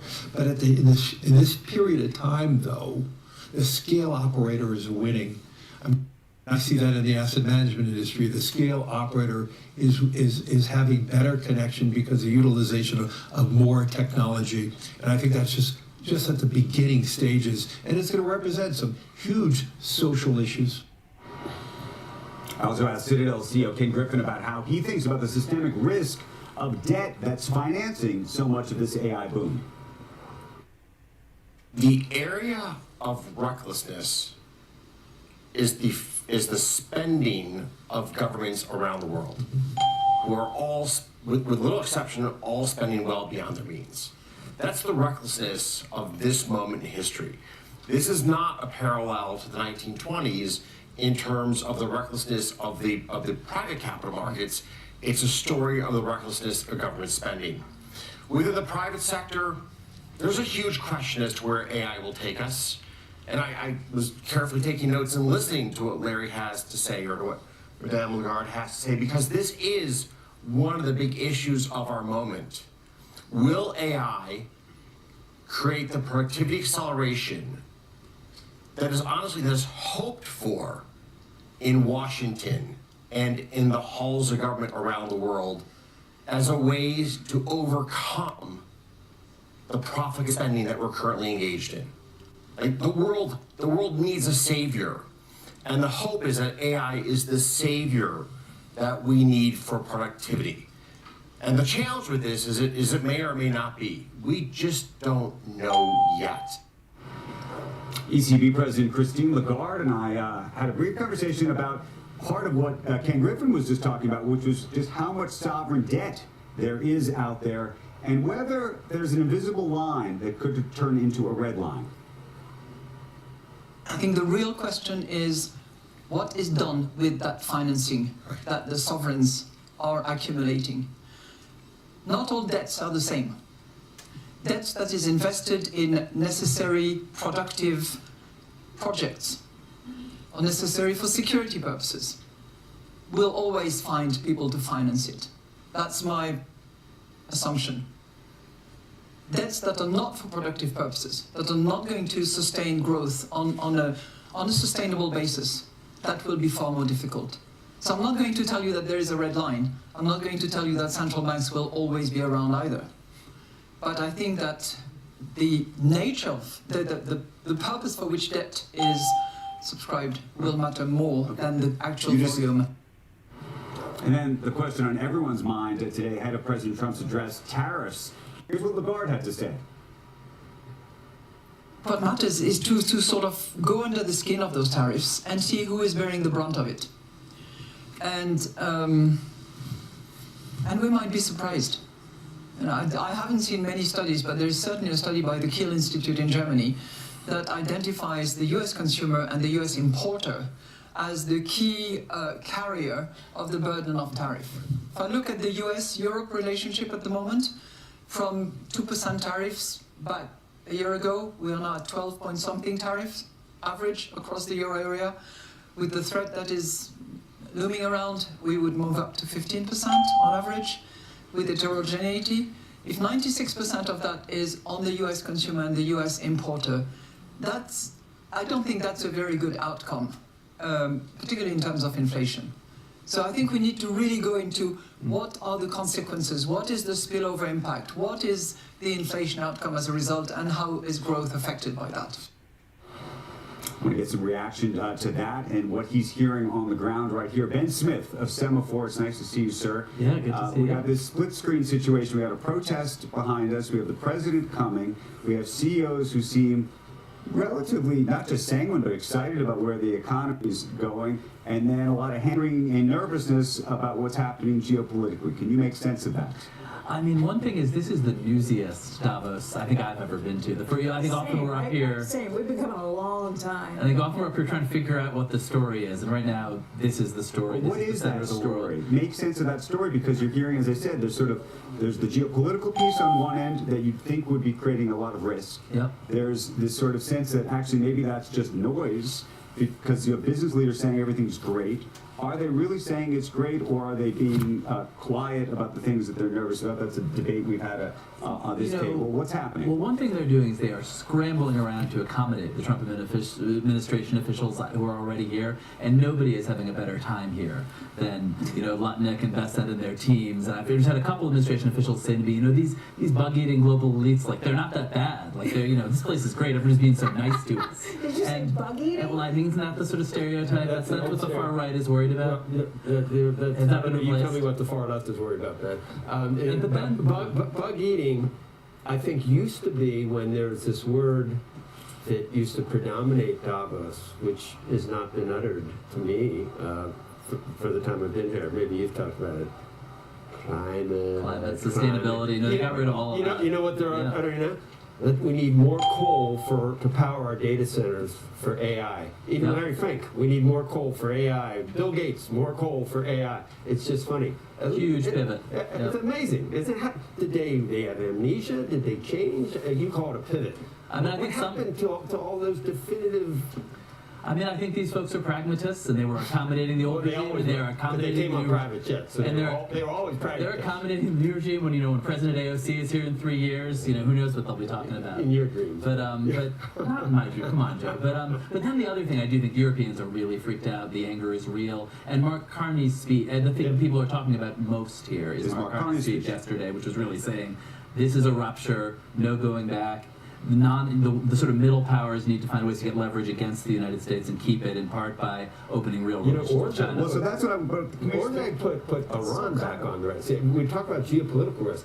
In terms of Greenland, at this point, the geopolitical risk is still increased tariffs from trying to bring Greenland into the United States in some way. Iran it's not about tariffs. It's about actual geopolitical possible risk in terms of bombing and sure, but I think part of the interesting thing about that Mark Carney speech, at least from my vantage point, Canada. I know you have no respect for Canada, but ultimately, it's literally potentially bringing China to our border. Talk about actually our true neighbor. Here we are on one end. Mark Carney is Mr. Climate, by the way. By the way, guess how he got elected? Climate. Who got him elected? Trump. President Trump got him elected. So you can think about sort of the ramifications of how these things happen. I don't spend a lot of time. But Canadians are going to be driving BYDs to all over New York and Boston, Chicago. Mexico had a huge presence with China. I mean, that's been happening for years and years. And that was part of the problem with NAFTA 2.0, was having to make sure that we weren't getting Chinese imports fed through Mexico. We should just mention, you're looking at a shot now of President Trump making his way on the stage right here in the Congress Center, just about 100 yards from where we are right now, set to speak in just a moment. There he is with Larry Fink, the co-chair of the World Economic Forum, and making his way to the podium. We're going to be listening. Well, thank you very much, Larry. It's great to be back in beautiful Davos, Switzerland, and to address so many respected business leaders, so many friends, few enemies, and all of the distinguished guests. It's a who's who, I will say that. I've come to this year's World Economic Forum with truly phenomenal news from America. Yesterday marked the one-year anniversary of my inauguration, and today, after 12 months back in the White House, our economy is booming, growth is exploding, productivity is surging, investment is soaring, incomes are rising, inflation has been defeated, our previously open and dangerous border is closed and virtually impenetrable, and the United States is in the midst of the fastest and most dramatic economic turnaround in our country's history. Under the Biden administration, America was plagued by the nightmare of stagflation, meaning low growth, and high inflation, a recipe for misery, failure, and decline. But now, after just 1 year of my policies, we are witnessing the exact opposite. Virtually no inflation and extraordinarily high economic growth. Growth like I believe you'll see very shortly our country has never seen before, perhaps no country has ever seen before. Over the past 3 months, core inflation has been just 1.6%. Meanwhile, fourth quarter growth is projected to be 5.4%, far greater than anybody other than myself and a few others had predicted. Since the election, the stock market has set 52 all-time high records. So that's in 1 year, 52 records, adding $9 trillion in value to retirement accounts, 401ks, and people's savings.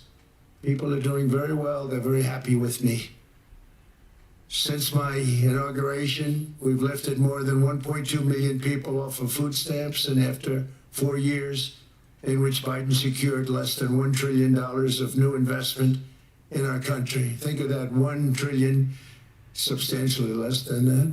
In 4 years, we've secured commitments for a record-breaking $18 trillion, and we think when the final numbers come out, they'll be closer to $20 trillion of investment. That's never been done by any country at any time, not even close. Just over 1 year ago, under the radical left Democrats, we were a dead country. Now we are the hottest country anywhere in the world. In fact, the United States economy is on pace to grow at double the rate that was projected by the IMF just last April. And with my growth and tariff policies, it should be much higher. I really believe we can be much higher than that. And this is all great news, and it's great for all nations. The USA is the economic engine on the planet, and when America booms, the entire world booms. It's been the history. When it goes bad, it goes bad. You all follow us down, and you follow us up, and we're at a point that I don't believe we've ever been. I never thought we could do it this quickly. My biggest surprise is I thought it would take more than a year, maybe like a year and 1 month. But it's happened very quickly. This afternoon, I want to discuss how we have achieved this economic miracle, how we intend to raise living standards for our citizens to levels never seen before, and perhaps how you too and the places where you come from can do much better by following what we're doing, because certain places in Europe are not even recognizable, frankly, anymore. They're not recognizable. We can argue, but there's no argument. Friends come back from different places. I don't want to and say, recognize it. And that's not in a positive way. That's in a very negative way. And I want to see Europe go good, but it's not heading in the right direction. In recent decades, it became conventional wisdom in Washington and European capitals that the only way to grow a modern Western economy was through ever-increasing government spending, unchecked mass migration, and endless foreign imports. The consensus was that so-called dirty jobs and heavy industry should be sent elsewhere, that affordable energy should be replaced by the Green New Scam, and that countries could be propped up by importing new and entirely different populations from faraway lands. This was the path that Sleepy Joe Biden administration and many other Western governments very foolishly follow, turning their backs on everything that makes nations rich and powerful and strong. And there's so much potential in so many nations. The result was record budget and trade deficits and a growing sovereign deficit driven by the largest wave of mass migration in human history. We've never seen anything like it. Quite frankly, many parts of our world are being destroyed before our very eyes, and the leaders don't even understand what's happening. And the ones that do understand aren't doing anything about it. Virtually all of the so-called experts predicted my plans to end this failed model would trigger a global recession and runaway inflation. But we have proven them wrong. It's actually just the opposite. In 1 year, our agenda has produced a transformation like America has not seen in over 100 years. Instead of closing down energy plants, we're opening them up. Instead of building ineffective, money-losing windmills, we're taking them down and not approving any. Instead of empowering bureaucrats, we're firing them, and they're going out and getting jobs in the private sector for 2 and 3 times what they were making in government. So they started off hating me when we fired them, and now they love me. Instead of raising taxes on domestic producers, we're lowering them and raising tariffs on foreign nations to pay for the damage that they've caused. In 12 months, we have removed over 270,000 bureaucrats from the federal payrolls, the largest single-year reduction in government employment since the end of World War II. Nobody thought that was coming, but we had no choice. To make a country great, you can't have all federal jobs. We've cut federal spending by $100 billion and slashed the federal budget deficit by 27% in the single year. It's going to go down quite a bit more from that, driving inflation way down from the record highs of the Biden administration. Every month, they went up and up and up. I promised to cut 10 old regulations for every single new regulation, but instead I've cut, actually till this point, 129 regulations for every 1 new regulation approved. So every time they come in with a new regulation, we do at least 10, but so far it's averaging out to 129, if you can believe it. In July, we passed the largest tax cuts in American history, including no tax on tips, no tax on overtime, no tax on Social Security for our great seniors. We also provided 100% expensing, that's the one they like, and bonus depreciation for all new equipment and capital investments to help companies expand and shift production to America. They are so in love with it. They build a plant, they're able to deduct it immediately, the whole thing, rather than waiting 38 to 41 years in the old days. This is a miracle taking place. Nobody thought it would ever be done by any country, but it's done by us. It was what made my first term the most successful 4-year term that we've ever had from a financial standpoint. And now we've upped it. This is a 10-year program, not a 1-year program. But you're allowed to deduct everything in 1 year. It used to be 38 to 41 years. With tariffs, we've radically reduced our ballooning trade deficit, which was the largest in world history. We were losing more than $1 trillion every single year, and it was just wasted. It was going to waste. But in 1 year, I slashed our monthly trade deficit by a staggering 77%, and all of this with no inflation, something everyone said could not be done. There were a couple of brilliant people that actually thought I was doing the right thing. I thought I was doing the right thing. Now they all think I'm doing the right thing because they can't believe the numbers. American exports are now up by more than $150 billion. Domestic steel production is up by 300,000 tons a month, and it's doubling over the next 4 months. It's doubling and tripling, and we have steel plants being built all over the country. Nobody thought they'd see that. Factory construction is up by 41%, and that number is really going to skyrocket right now because that's during a process that they're putting in to get their approvals, and we've given very, very quick, fast approvals. In the process, we've made historic trade deals with partners covering 40% of all U.S. trade. Some of the greatest companies and countries in the world. We have countries as our partner too. The European nations, Japan, South Korea. They're our partners. They've got into massive deals with us, especially on oil and gas. And these agreements raise growth and cause stock markets to boom, not only in the U.S., but virtually every country that came to make a deal, because as you've learned, when the United States goes up, you follow. It's really become a staple. In America, I've stopped the nation-wrecking energy policies that drive up prices while sending jobs and factories to the world's worst polluters. They are indeed polluters. Under sleepy Joe Biden, new domestic oil and gas leases fell by 95%. Think of that. And they wonder, why was gasoline going up so fast? The gasoline actually topped $5 a gallon, in some places $7 a gallon, and more than 100 major power plants were violently shut down by incompetent people that had no idea what the hell they were doing. Under my leadership, U.S. natural gas production is at an all-time high by far. U.S. oil production is up by 730,000 barrels a day, and last week we picked up 50 million barrels from Venezuela alone.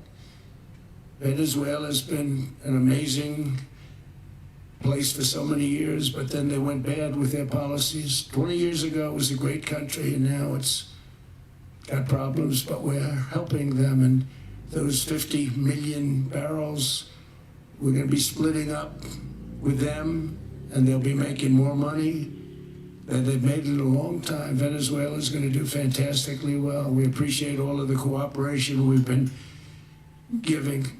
We've been giving great cooperation. Once the attack ended, and they said, let's make a deal. More people should do that. But Venezuela is going to make more money in the next 6 months than they've made in the last 20 years. Every major oil company is coming in with us. It's amazing. It's a beautiful thing to see. The leadership of the country has been very good, but they've been very, very smart. The price of gasoline is now below $2.50 a gallon in many states, $2.30 a gallon in most states, and will soon be averaging less than $2 a gallon. In many places, it's already down even lower, $1.95 a gallon. Numerous states are at $1.99, numbers that nobody has heard for years. Actually, since my last administration, we got it down to around those numbers. I've signed an order directing and approval of many new nuclear reactors. We're going heavy into nuclear. I was not a big fan because I didn't like the risk, the danger. But they have the progress they've made with nuclear is unbelievable, and the safety progress they've made is incredible. We're very much into the world of nuclear energy, and we can have it now at good prices and very, very safe. And we're leading the world in AI by a lot. We're leading China by a lot. President Xi respects what we've done, in part because I've allowed these big companies building these massive buildings to build their own electric capacity. They're building their own power plants, which when added up is more than any country anywhere in the world is doing. I read recently an article in the Wall Street Journal that China's creating so much energy, and they are, I gotta hand it to them, but we're creating as much or more, and we're letting them do that. I'm very proud of it. It was my idea. I said, you can't create this much energy. We needed more than double the energy currently in the country just to take care of the AI plants. And I said, we can't do that. We have an old grid system. And I came up with the idea, you people are brilliant, you have a lot of money. Let's see what you can do. You can build your own electric generating plants. And they looked at me, they didn't believe me. All of the names that are I think in the room right now, if you want to know the truth, they didn't believe it. And I said, no, you can't. They came back 2 weeks and they didn't have the plant. They said, we thought you were kidding. I said, no, not only am I not kidding, you're going to have your approvals within 2 weeks. I always say nuclear will take 3 weeks. But most aren't going that. They're going oil and gas. They're even going coal in some cases. Because of my landslide election victory, the United States avoided the catastrophic energy collapse which befell every European nation that pursued the Green New Scam, perhaps the greatest hoax in history. The Green New Scam, windmills all over the place, destroy your land, destroy your land. Every time that goes around, you lose $1,000. You're supposed to make money with energy, not lose money. Here in Europe, we've seen the fate that the radical left tried to impose on America. They tried very hard. Germany now generates 22% less electricity than it did in 2017. And it's not the current chancellor's fault. He's solving the problem. He's going to do a great job. But what they did before he got there, I guess that's why he got there. And electricity prices are 64% higher. The United Kingdom produces just 1/3 of the total energy from all sources that it did in 1999. Think of that, 1/3. And they're sitting on top of the North Sea, one of the greatest reserves anywhere in the world, but they don't use it. And that's one reason why their energy has reached catastrophically low levels with equally high prices. High prices, very low levels. Think of that, 1/3. And you're sitting on top of the North Sea. They like to say, well, you know, that's depleted. It's not depleted. It's got 500 years. They haven't even found the oil. The North Sea is incredible. They don't let anybody drill. Environmentally, they don't let them drill. They make it impossible for the oil companies to go. They take 92% of the revenues. So the oil companies say, we can't do it. They came to see me. Is there anything you can do? I want Europe to do great. I want UK to do great. They're sitting on one of the greatest energy sources in the world, and they don't use it. In fact, their electricity prices have soared 139%. There are windmills all over Europe. There are windmills all over the place, and they are losers.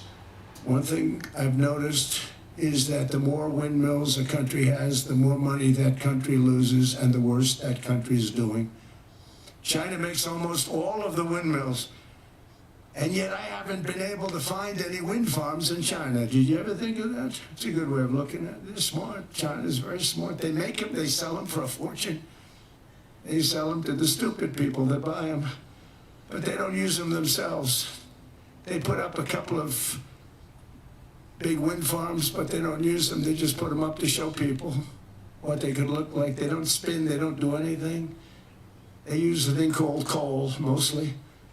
China goes with the coal, they go with oil and gas.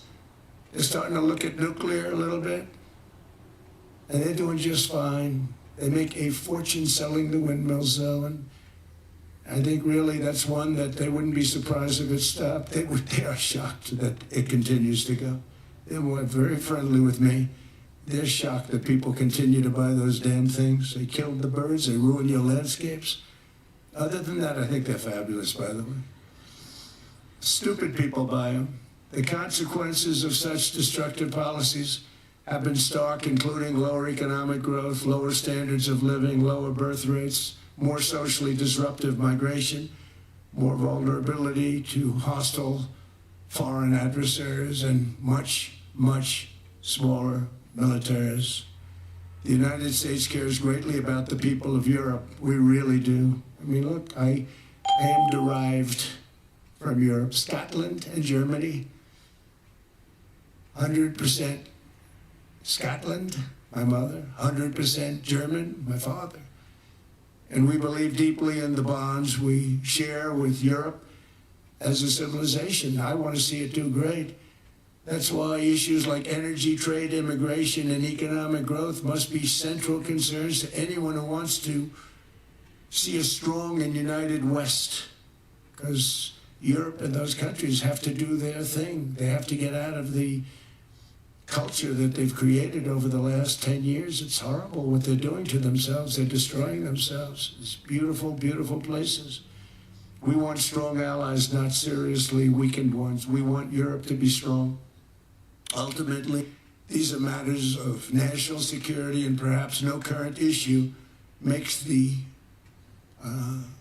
situation more clear than what's currently going on with Greenland. Would you like me to say a few words of Greenland?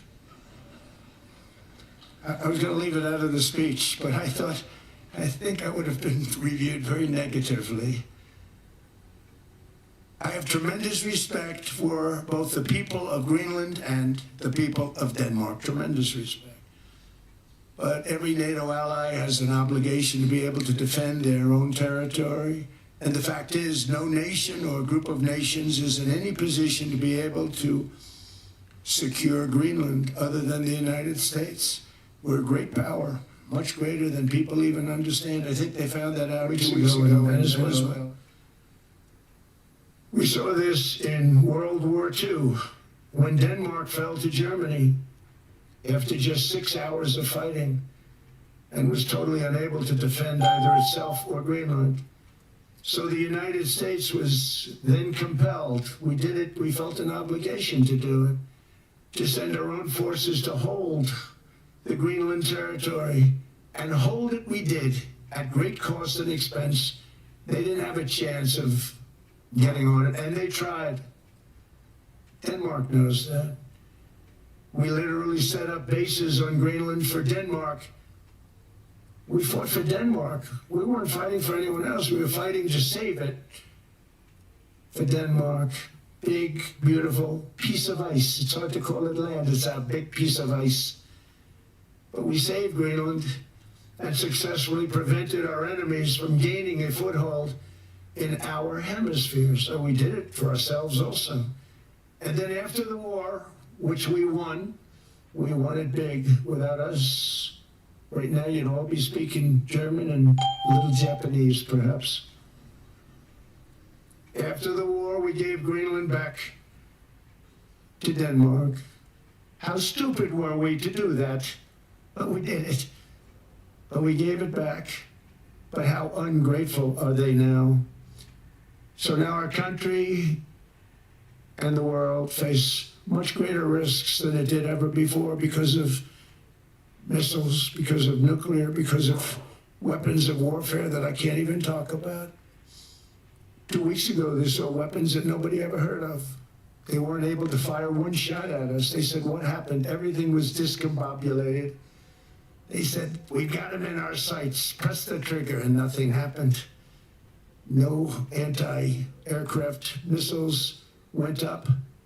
There was one that went up about 30 feet and crashed down right next to the people that sent it. They said, what the hell is going on? Those defensive systems were made by Russia and by China. So they're going to go back to the drawing boards, I guess. Greenland is a vast, almost entirely uninhabited and undeveloped territory. It's sitting undefended in a key strategic location between the United States, Russia, and China. That's exactly where it is, right smack in the middle. Wasn't important nearly when we gave it back. You know, when we gave it back, it wasn't the same as it is now. It's not important for any other reason, you know, everyone talks about the minerals. There's so many places, there's no rare earth, no such thing as rare earth. There's rare processing, but there's so much rare earth. And just to get to this rare earth, you got to go through hundreds of feet of ice. That's not the reason we need it. We need it for strategic national security and international security. This enormous unsecured island is actually part of North America on the northern frontier of the Western Hemisphere. That's our territory. It is therefore a core national security interest of the United States of America. And in fact, it's been our policy for hundreds of years to prevent outside threats from entering our hemisphere, and we've done it very successfully. We've never been stronger than we are now.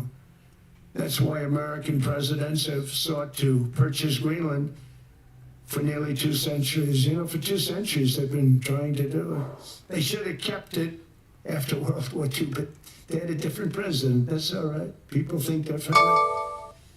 Much more necessary now than it was at that time, however. In 2019, Denmark said that they would spend over $200 million to strengthen Greenland's defenses. But as you know, they spent less than 1% of that amount. 1%. There's no sign of Denmark there. And I say that with great respect for Denmark, whose people I love, whose leaders are very good. It's the United States alone that can protect this giant mass of land, this giant piece of ice, develop it and improve it and make it so that it's good for Europe and safe for Europe and good for us.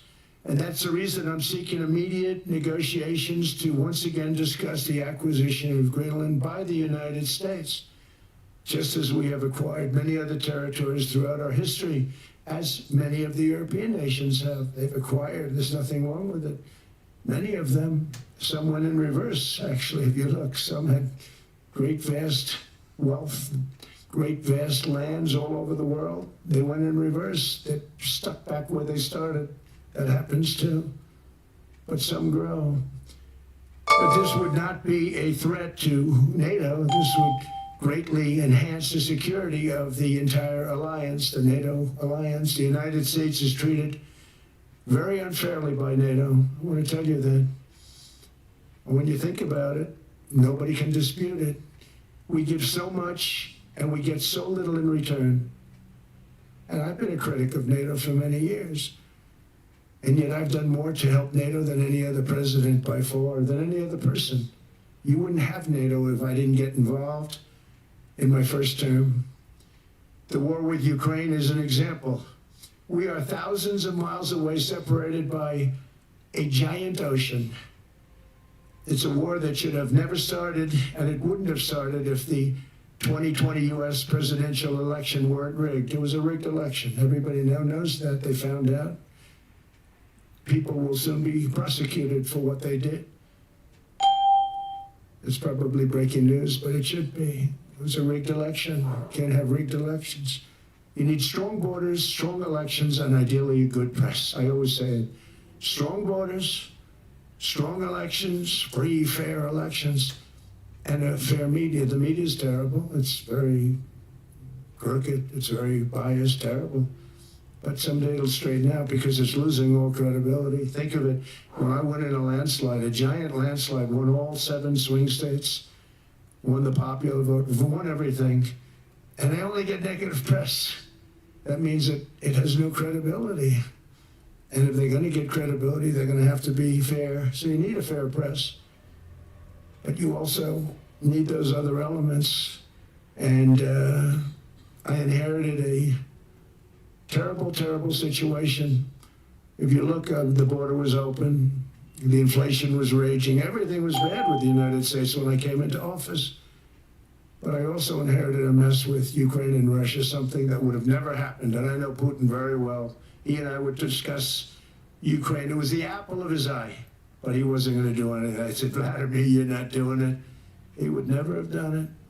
It was terrible what happened. I could see it happening, too. After I left, I could see it happening. Biden had given Ukraine and NATO $350 billion, a staggering sum, $350 billion. I came in, and just like the southern border, just like inflation, just like our economy, I said, wow, this place is in trouble, meaning our country. All of these things were out of control. But the border was out of control. We fixed it with the strongest border anywhere in the world. And I've now been working on this war for 1 year, during which time I settled 8 other wars. India, Pakistan, I settled other wars that were Vladimir Putin called me, Armenia, Azerbaijan.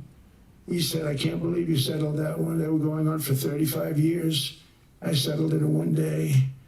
And President Putin called me. He said, you know, I can't believe I worked on that war for 10 years trying to settle and I couldn't do it. I said, do me a favor, focus on settling your war. Don't worry about that one. What does the United States get out of all of this work, all of this money, other than death, destruction, and massive amounts of cash? going to people who don't appreciate what we do. They don't appreciate what we do. Talking about NATO, I'm talking about Europe. They have to work on Ukraine. We don't. The United States is very far away. We have a big, beautiful ocean separating us. We have nothing to do with it.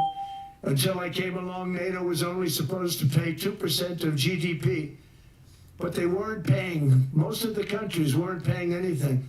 The United States was paying for virtually 100% of NATO.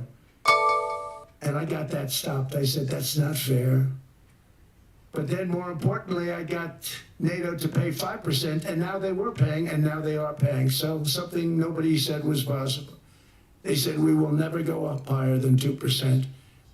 But they went to 5%, and now they're paying the 5. They didn't pay the 2, and now they're paying the 5.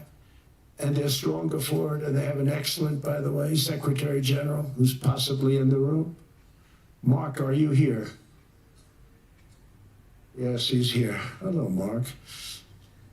We never asked for anything, and we never got anything. We probably won't get anything unless I decide to use excessive strength and force, where we would be, frankly, unstoppable.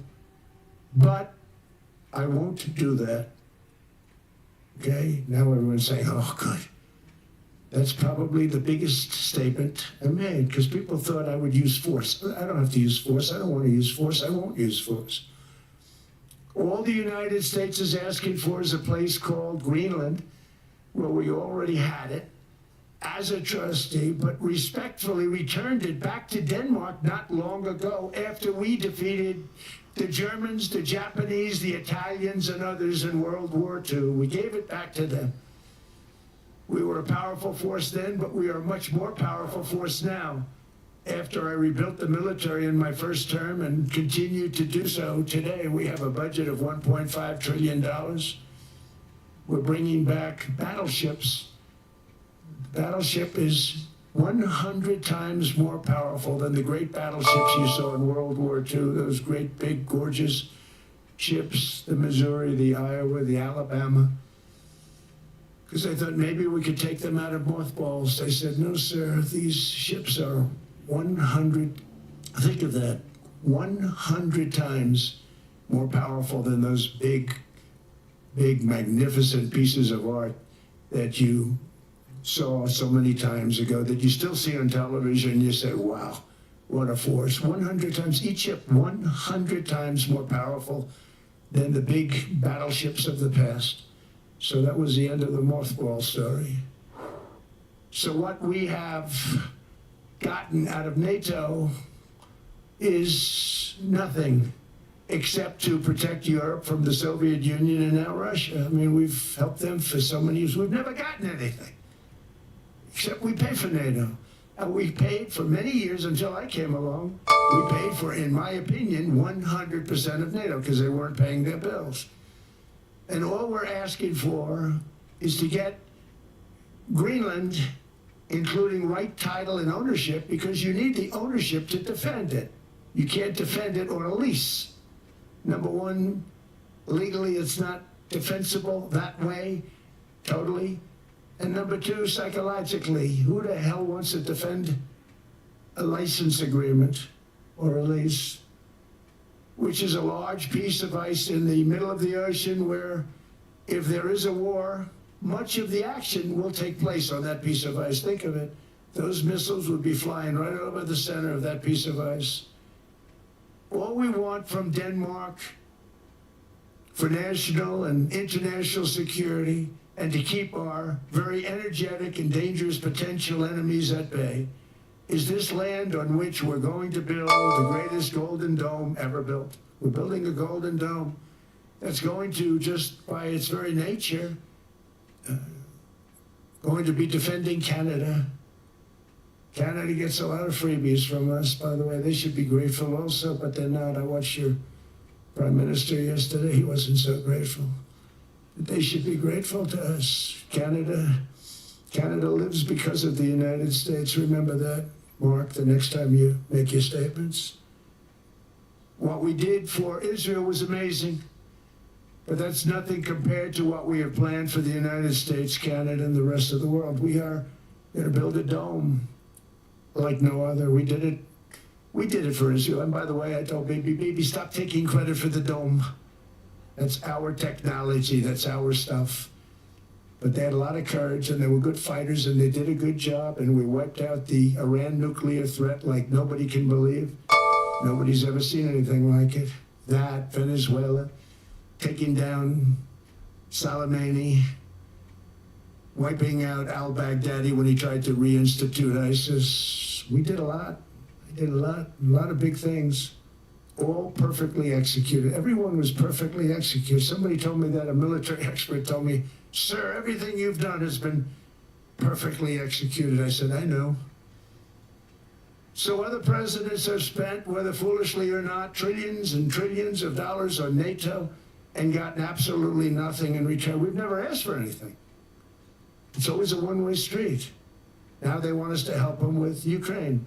And we say, we're going to. I'm really helping, not even them. I want to see, last week, if you saw, it was 10,000 soldiers, but last month it was 31,000 soldiers died.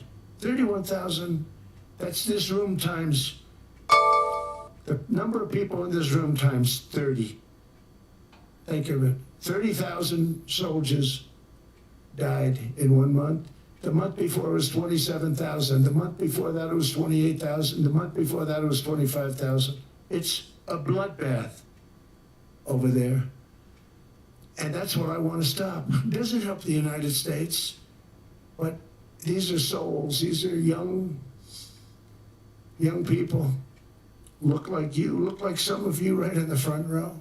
They go to war, their parents are so proud. Oh, there he goes, comes back. 2 weeks later, they get a call, your son's head's been blown off. I want to stop it. It's a horrible war. It's the worst since World War II.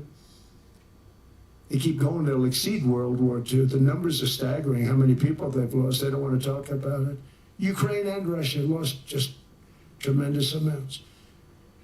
And I'm dealing with President Putin, and he wants to make a deal, I believe. I'm dealing with President Zelensky, and I think he wants to make a deal. I'm meeting him today. He might be in the audience right now. But they got to get that war stopped because too many people are dying, needlessly dying. Too many souls are being lost. It's the only reason I'm interested in doing it. But in doing it, I'm helping Europe, I'm helping NATO, and I've until the last few days when I told them about Iceland, they loved me. They called me daddy, right, last time. Very smart man said, he's our daddy. He's running it. I was like running it. I went from running it to being a terrible human being. And now what I'm asking for is a piece of ice, cold and poorly located, that can play a vital role in world peace and world protection. It's a very small ask compared to what we have given them for many, many decades. But the problem with NATO is that we'll be there for them 100%. But I'm not sure that they'd be there for us if we gave them the call. Gentlemen, we are being attacked. We're under attack by such and such a nation. I know them all very well. I'm not sure that they'd be there. I know we'd be there for them. I don't know that they'd be there for us. So with all of the money we expend, with all of the blood, sweat, and tears, I don't know that they'd be there for us. They're not there for us on Iceland, that I can tell you. I mean, our stock market took the first dip yesterday because of Iceland. So Iceland's already cost us a lot of money. But that dip is peanuts compared to what it's gone up. And we have an unbelievable future in that stock. That stock market is going to be doubled. We're going to hit 50,000, and that stock market's going to double in a relatively short period of time because of everything that's happening. But this is a good example. After giving NATO and European nations trillions and trillions of dollars in defense, they buy our weapons. We make the greatest weapons in the world, but now we're going to make them faster, much faster. You saw that. I put a cap on the salaries, and I put no buybacks, no stock buybacks, no various other things that they were doing. I mean, they were making $50 million, but it would take them 3 years to give you a Patriot missile. I said, that's not good. My chauffeur can do a better job than that. And he makes slightly less than 50. They make big salaries. If they're going to make those big salaries, they're going to have to produce a lot faster. The good news is we have the greatest equipment in the world. Now we're going to start making it a lot faster. They're going to build additional plants. And all of the money that goes into stock buybacks is going to go into building plants. We're not allowing stock buybacks by defense companies any longer. They're going to build new plants to make Tomahawks, Patriots. We have the best equipment. F-35s, F-47, the new one just coming out. They say it's the most devastating plane, fighter jet ever. Who knows? They called it 47. If I don't like it, I'm going to take the 47 off it. I wonder why they called it 47. We'll have to think about that. But if I don't like it, I'm going to take that 47 off. But it's supposed to be the stage 6. It's supposed to be the first stage 6 plane, undetectable, like our B-2 bombers were undetectable. They flew right over Iran. They were undetectable. And they did their job, and they got the hell out of there. So we want a piece of ice for world protection, and they won't give it. We've never asked for anything else, and we could have kept that piece of land, and we didn't. So they have a choice. You can say yes, and we will be very appreciative, or you can say no, and we will remember. A strong and secure America means a strong NATO, and that's one reason why I'm working every day to ensure our military is very powerful, our borders are very strong, and above all, our economy is strong, because national security requires economic security and economic prosperity, and we have the greatest that we've ever had. Biden and his allies destroyed our economy and gave us perhaps the worst inflation in American history. They say 48 years, I say forever, but I think 48 years is the equivalent to forever. Whether it's 48 years or ever, it's terrible. Costing the typical family $33,000. What they did to this country should never, ever be forgotten. It's early, but he has to be rated as the worst president we've ever had by far. The auto pen did much of the damage. The auto pen, he was the auto pen president, because I don't believe a sane president would have ever signed the kind of things that he signed. But now grocery prices, energy prices, airfares, mortgage rates, rent, and car payments are all coming down, and they're coming down fast. We inherited a mess, but we've done a hell of a job in 12 months. Under my most favored nation policy for drug prices, the cost of prescription drugs is coming down by up to 90%, depending on the way you calculate. You could also say 5, 6, 7, 800%. There are two ways of figuring that. But we have a favored nations policy that every president wanted, no president was able to get. I got it, and other nations approved it. And I had to use tariffs in order to get it, because they said no way. In other words, a pill that costs 10% in London costs $130. Think it costs $10 in London, costs $130 in New York or in Los Angeles. And I'd say, boy, that's bad. Friends of mine would say, you know, we go to London, you can buy the stuff for nothing. We go all over the world, we can buy it for nothing. Because basically America was subsidizing every nation in the world, because presidents allowed them to get away with it. It became very tough. So when I called up Emmanuel Macron, I watched him yesterday with those beautiful sunglasses. What the hell happened? But I watched him sort of be tough. But he was at $10 for a pill. And I said, Emmanuel, and I have all the big pharmaceutical companies are in total agreement. It wasn't easy, by the way. They're tough, smart. They've been getting away with the scam for a long time. But they gave it up. But they said, you'll never get the countries to approve it. I said, why is that? Because they won't. They always said, we're not paying any more. Get the rest for the United States. So over the years, they stayed the same. We just went up, up, up. And I mean, we would pay 13, 14, 15 times more than some certain countries would. So I said, no, they'll approve it 100%. So you'll never get them to approve it. I said, I guarantee it. But I actually started with Emmanuel, who probably is in the room too. And I like him. I actually like him. Hard to believe, isn't it? And I said, Emmanuel, you're going to have to lift the price of that bill to $20, maybe $30. Think of that. That means it's a doubling of prescription drugs. Might be a tripling, might be a quadrupling. It's not easy. No, Donald, I will not do that. I said, yes, you will, 100%. He said, no. You're asking me to double. I said, Emmanuel, you've been taking advantage of the United States for 30 years with prescription drugs. You really should do it, and you will do it. I have no doubt. In fact, I am 100% sure you're going to. No, I will not do it. Because yes, in all fairness, he has to double or triple. Because the world being a bigger place than the United States, it's not that you meet in the middle. You just have to go up some, and we come down a lot. They go up a little, we come down a lot. So we're at $130, they're at 10. So they may have to go to 20 or 30. No more than that. I said, Emmanuel, you're going to be doubling or tripling? No.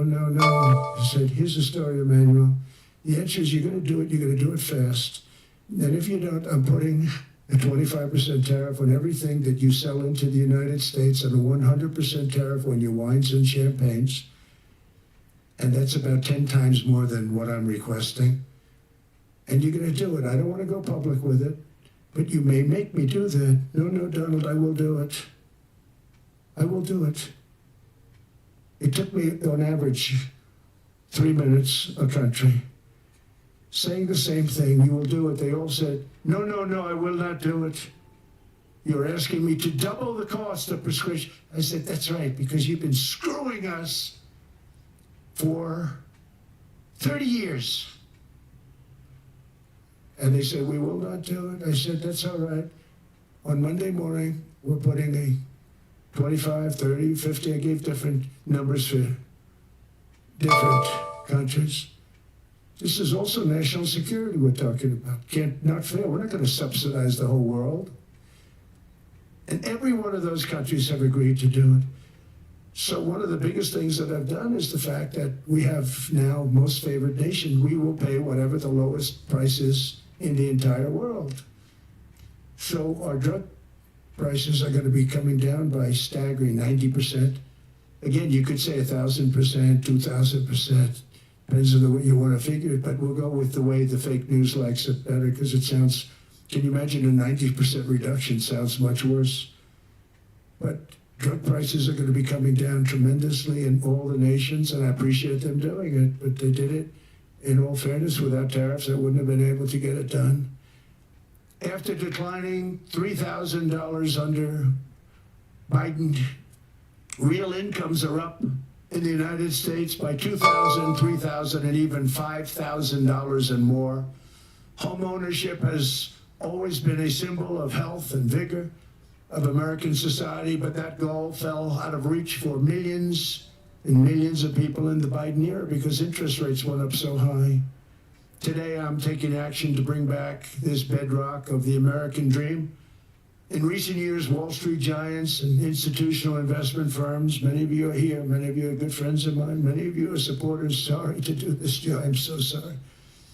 But you've driven up housing prices by purchasing hundreds of thousands of single-family homes, and it's been a great investment for them. Often as much as 10% of houses on the market. You know, the crazy thing is a person can't get depreciation on a house, but when a corporation buys it, they get depreciation. Okay, that's something we're gonna have to think about too. I don't know if too many people think about that.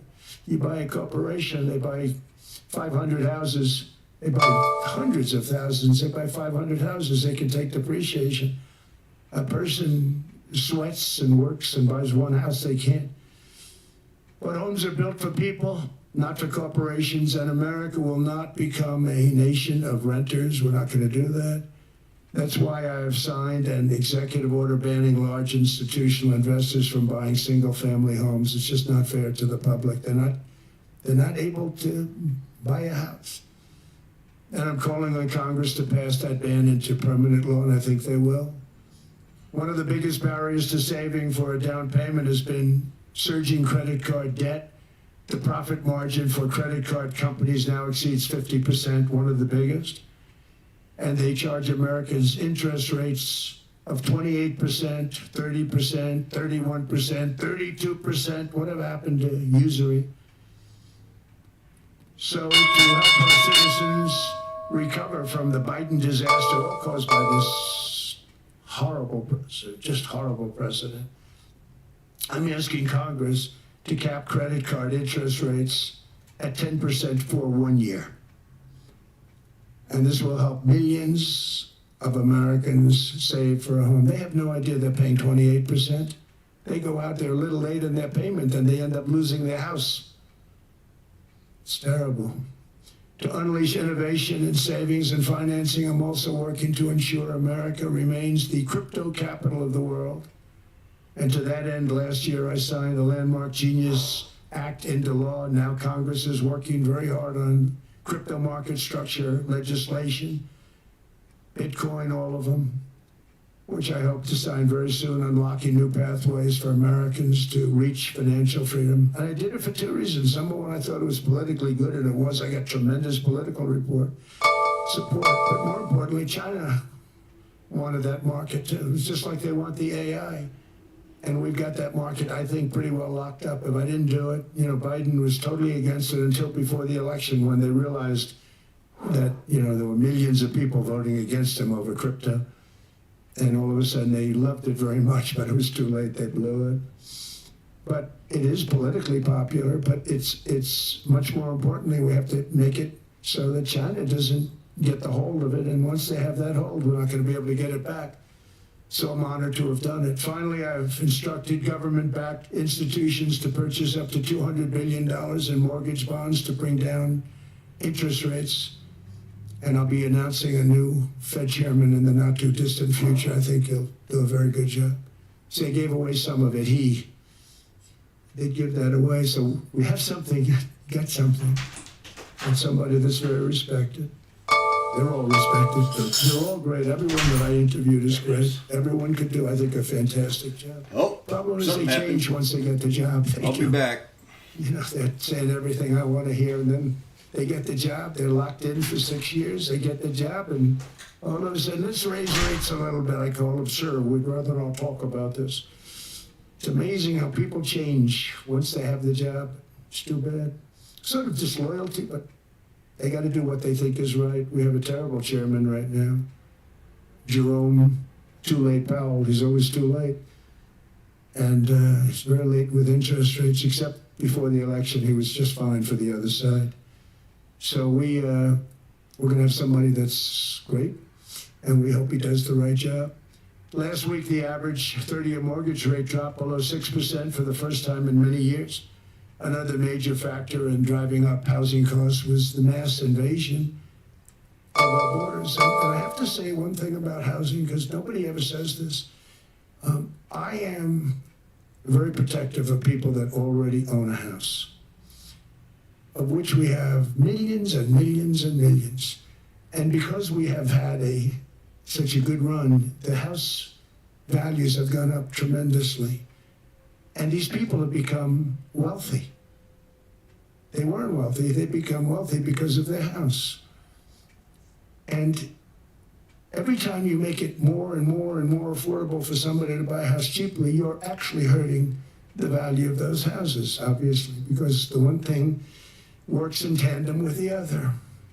And I don't want to do anything that's going to hurt the value of people that own a house, who for the first time in their lives are walking around the streets of whatever city they're in, very proud that their house is worth $500,000, $600,000, $700,000. Now, if I want to really crush the housing market, I could do that so fast that people could buy houses, but you would destroy a lot of people that already have houses. In some cases, they'd mortgage their house, and the mortgage would be very low, and all of a sudden the mortgage without any changes becomes very high, and they end up losing the house. I'm not going to hurt, and I speak with Scott, who's doing a fantastic job, and Howard, who's doing a fantastic job, and all of my people. And I always say, look, I can crush the hell out of the market. We can drop interest rates to a level, and that's one thing we do want to do. That's natural. That's good for everybody. You know, the dropping of the interest rates, we should be paying a much lower interest rate than we are. We should be paying the lowest interest rate of any country in the world, because without the United States, you don't have a country. When I had a case with Switzerland, we happened to be in Switzerland. Maybe I'll give you a quick story. But they were paying nothing. They make beautiful watches, great watches, Rolex, all of them. They were paying nothing to the United States when they sent their product in. And we had a $41 billion deficit. $41 billion with this beautiful place. Flew over it, isn't it nice? So I said, let's put a 30% tariff on them so that we get back some of it, not all of it at all. We still have a deficit, big deficit. We have 41 million. That's a big deficit. And I said, let's put a tariff on. Different tariffs, different places. You're all party to them. In some cases, victims to them. But in the end, it's a fair thing. And most of you realize that. But we put a 30% tariff on Switzerland, and all hell broke loose. They were calling, I mean, like you wouldn't believe. And I know so many people from Switzerland, incredible place, incredible, brilliant place. But I didn't realize that they're only good because of us. And there's so many other examples. I mean, us and probably other places, but a majority of the money they make is because of us, because we never charged them anything. So they come in, they sell their watches, no tariffs, no nothing. They walk away, they make $41 billion on just us. So I said, no, we can't do that, so I'm going to bring it up. I still would have a deficit pretty substantial, but I brought it up to 30%.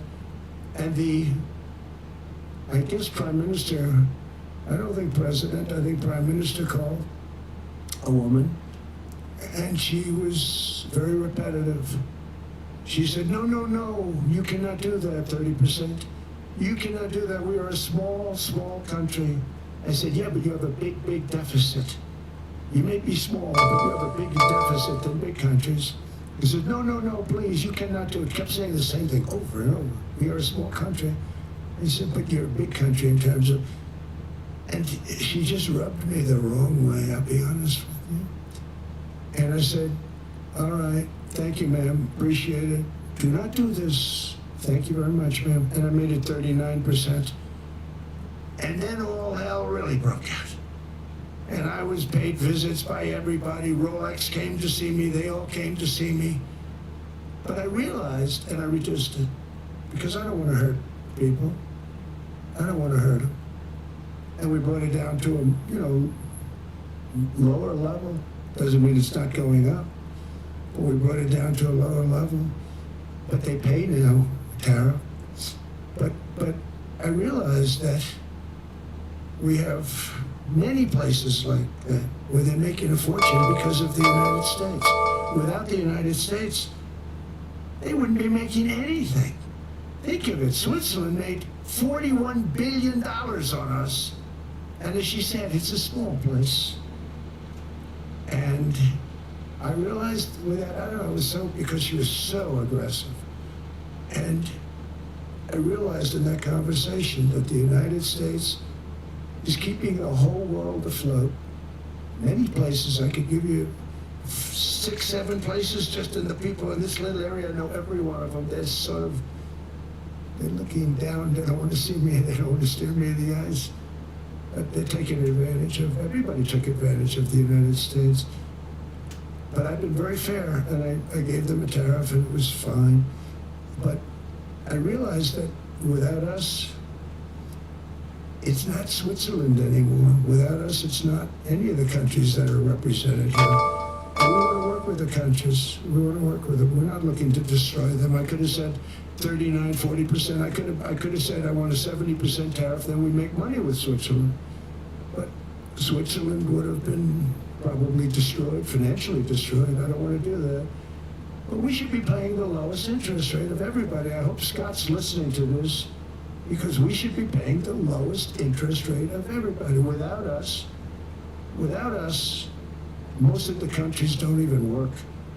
And then you have the protection factor. Without our military, which is the greatest in the world by far, without our military, you have threats that you wouldn't believe.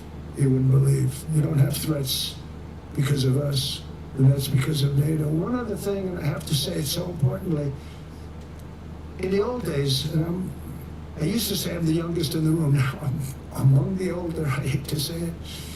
I don't feel old, but I'm among the older. But I remember not long ago, 20, 25 years ago, when good news came out about, let's say, the United States. The United States had a great quarter. The United States had a great month. All the stocks went up. And that's the way it's supposed to be. Now when they say the United States had a record quarter, it's unbelievable how well it's doing. All the stocks crash because they say, oh no, inflation, they're going to raise interest rates. And they do. Some of these stupid people like Powell, they raise interest rates. And what they do is they stop you from being successful. It used to be when we had a great quarter, a great month, great earnings, great anything, any good news, the stock market went up. That's the way it's going to be. We got to do that again, because that's the way it should be. Now when we have a great month, they want to kill it. Like we did over 5%. People were surprised. We should do 20%. We could do 25%. When we announce good numbers, and the reason is they're so petrified of inflation. And growth doesn't mean inflation. We've had tremendous growth with very low inflation. In fact, growth can fight inflation, proper growth. So we want to get back to the days when we announce great numbers, because we're going to be announcing phenomenal. You know, all these factories that are being built at record, thousands of businesses are being built right now. Remember, $18 trillion is invested. I think the second number is 3. And that was China many years ago. Investments in the country from outside. 18 trillion, nobody's ever seen it. That's money coming in and building things, factories. Thousands of businesses are being built, thousands. Hundreds of big factories, car plants are moving back to the United States. They're coming in from Canada, they're coming in from Mexico, from Japan. Japan's coming in and building plants here in order to avoid tariffs. They're coming in from China, they're coming in from all over the world. We have more plants being built now, car plants, than we've ever had built, even in the heyday from the 1940s and 50s. And they're bigger. They don't use renovations anymore where they take an old plant, they rip it down, they build a brand new plant, super modern plant. But it's happening at levels that nobody's ever seen. In 2024, the U.S. built less than 2 million new homes, but Biden admitted more than 8 million new migrants.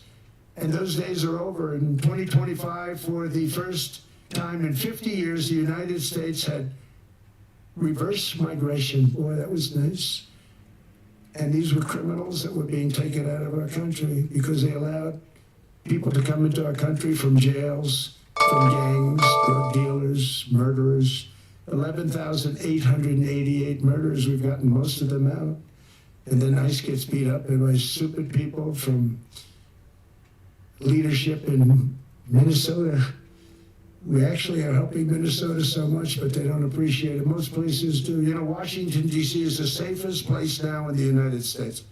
It was a very dangerous place to walk, and now you can walk with your wife, your kids, right through the middle of the city. Right now, Washington, D.C. is as safe as it gets. It was one of the most unsafe. I had to admit, we sent in the military, the National Guard. Within 2 months, it was great. Within 3 months, it's like a really great place and a safe place and a beautiful place. It's even been cleaned up. The graffiti's gone. The fences are gone. We don't have to worry about fences anymore. All of the places, the grasses are cut and replaced with new grass in many cases. It's all going to happen in the spring. But Washington and D.C. is beautiful again, and it's safe. New restaurants are opening up. They were all closing. Now you can't get into a restaurant. Restaurants in Washington, D.C. are all opening. Memphis also, Memphis, Tennessee, New Orleans, Louisiana. We're there for 3 weeks. We've cut the crime down by 64%. Within another month, we'll have virtually no crime there. We can do that all over. We're going to help the people in California. We want to have no crime. I know Gavin was here. I used to get along so great with Gavin when I was president. Gavin's a good guy. And we're going to, if you needed it, I would do it in a heartbeat. I'd love to see, we did help them a lot in Los Angeles, a lot with the early in my term when they had some problems. But we would love to do it. I would say this, if I were a Democrat governor or whatever, I would call up Trump. I'd say, come on in, make us look good. Because we're cutting crime down to nothing. And we're taking people out, career criminals, who are only going to do bad things, and we're bringing them back to their countries. But where we've done it has been amazing. And we have a capacity to do it at much greater levels. We're cutting illegal aliens off welfare and other government benefits, and I have directed that starting immediately, there will be no more payments to sanctuary cities because they are really just sanctuaries for criminals. They're really protecting criminals, and those are the ones we have to get out of the country. Murderers, drug dealers, the mentally insane. They emptied their mental institutions into the United States. And despite that, we have the lowest crime numbers that we've ever had in the history of the country. Just came out. But equally importantly, we're cracking down on more than $19 billion in fraud that was stolen by Somalian bandits. Can you believe that Somalia, they turned out to be higher IQ than we thought.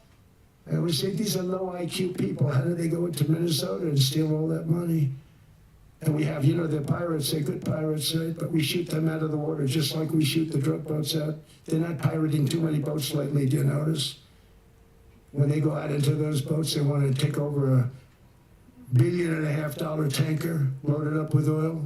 And they say, we're going to blow up your boat. They have powerful weapons. You hit the side of the boat, you blow the whole thing up. The insurance companies are petrified, so they say, just give them the boat, we'll give them money instead.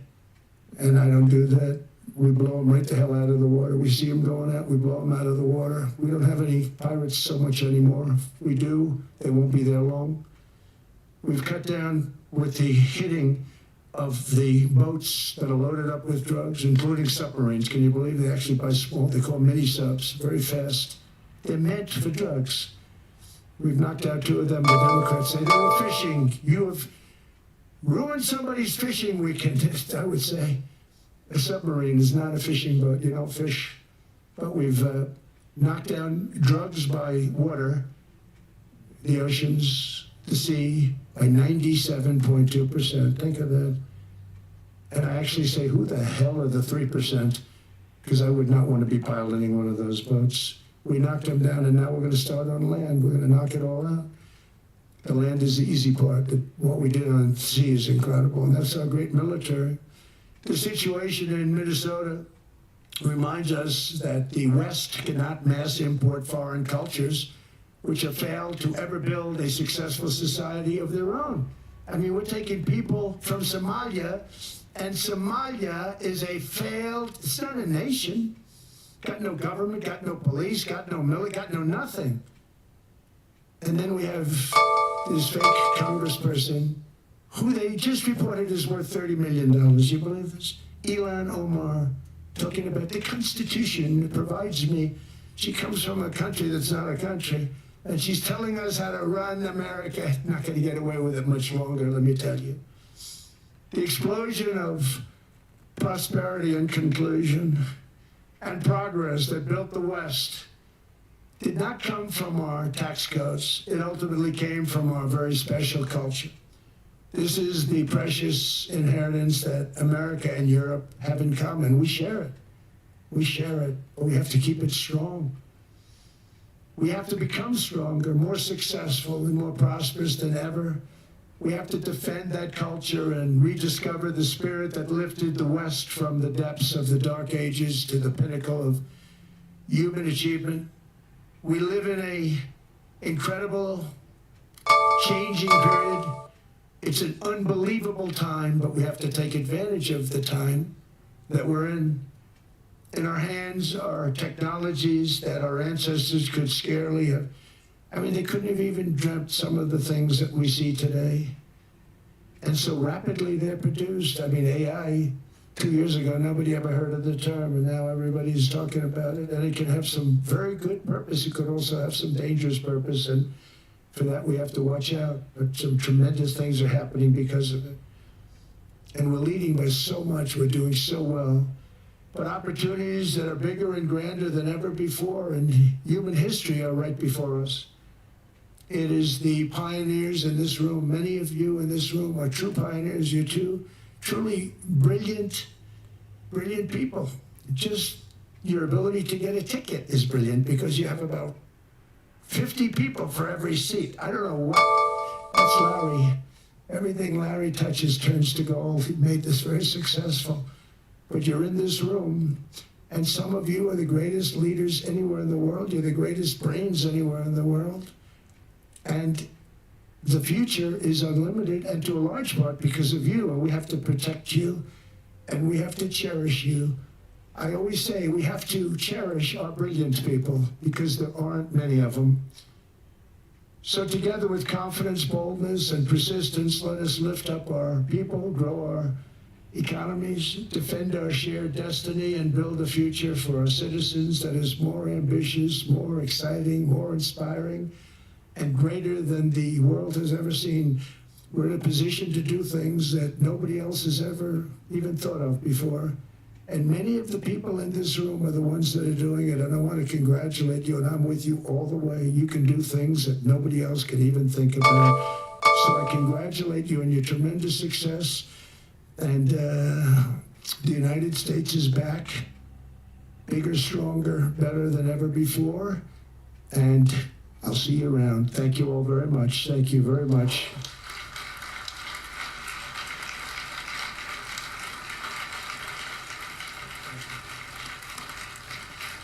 Thank you. That is the president speaking in Davos. They're covering just about everything. Spoke for almost an hour and a half. But of course, the market stabilizing on probably the headline out of that speech, Jim, is the suggestion that he will not use force to acquire Greenland. Absolutely, Carl. And I think that we're at this moment where if we just go back to the question of negotiation again, then what's going to happen is people are going to say, you know what, I can take that off my screen and go back to what I've been buying. And David, people have been buying speculative stocks. They've been buying a couple of what I regard as being this Micron Lamb Research complex, which is just memory. Right. And they kind of, I don't want to say they ignored everything the president said, but they ignored everything. Jim, I think there's a little bit more here. Q&A, let's dip in. Let's get that. Well, you know, the one thing about economies and recessions is sometimes you get hit unexpectedly and there's nothing you can do about it. All brilliant people, but there's nothing. One example was COVID. We had an economy going at levels like nobody had ever seen my first 2.5, 3 years. And then I heard the word pandemic, not COVID. They came up with that name over a period of time. We won't get into that. But I heard the word pandemic. And I had a poll come out that was so strong just prior to that. And I was with the two best pollsters, McLaughlin and Fabrizio. And they said, sir, George Washington and Abraham Lincoln, if they came back and ran as president and vice president, they couldn't beat you. And then what happened is the following day, I was told to stay tuned because there's something really bad happening in China. There are bodies laying all over Wuhan, right around that certain building that we talk about. I always said it came from Wuhan. It did come from Wuhan. And there were body bags. We saw it by satellite. And they said, there are strange things happening in China. And so it began. And we ended up with the COVID, and the whole world suffered. We did a phenomenal job. I don't think we got the credit we deserve. We did something that Operation Warp Speed, which some people say was one of the greatest military feats ever. We did a great job. Used our military, used a lot of people. But sometimes you get hit with things, nothing you can do. You get hit with things like that unexpectedly. And we got through it. And when I left, the stock market was higher than it was previous to the COVID coming up. And that was, I called it a great achievement. But things happen, bad things happen. The things that we can stop are wars if we're smart. That we can stop. Those are a matter of being intelligent and having intelligent people on the other side. Because wars are the worst of all. Wars are worse than anything. But we can stop wars because that's sort of up to us. But things like dust flying in the air, wherever COVID comes from or whatever comes, sometimes you have to be a little bit lucky. But we are poised to have an economy like no other, not only in this country but anywhere. And you know, when you hear the kind of numbers that I can tell you that Scott Bessent was with me the other day, and he's looking at numbers. He said, "I can't," and that's all he's done his whole life, pretty much your whole life. Scott, you weren't going to be a football player, I don't think. Scott was not that great at football, but he was always good at numbers, right? And he was looking at numbers. He said, "I've never seen anything like this." We're poised to do things that no other country's ever done. And, you know, luck, I hate to say it, but we need a little luck. We don't want to get hit by something that nobody could have thought. Whoever thought we were going to hit by a pandemic? You know, when I heard the word pandemic, I said, oh, that's an ancient problem. World War I, they lost 100 million people. It actually ended World War I. A lot of people don't know. The Spanish flu in World War I ended because all the soldiers were sick. The soldiers were so sick on both sides, and that war was raging, and they were all dying from the Spanish flu. They were sick as dogs. They couldn't fight.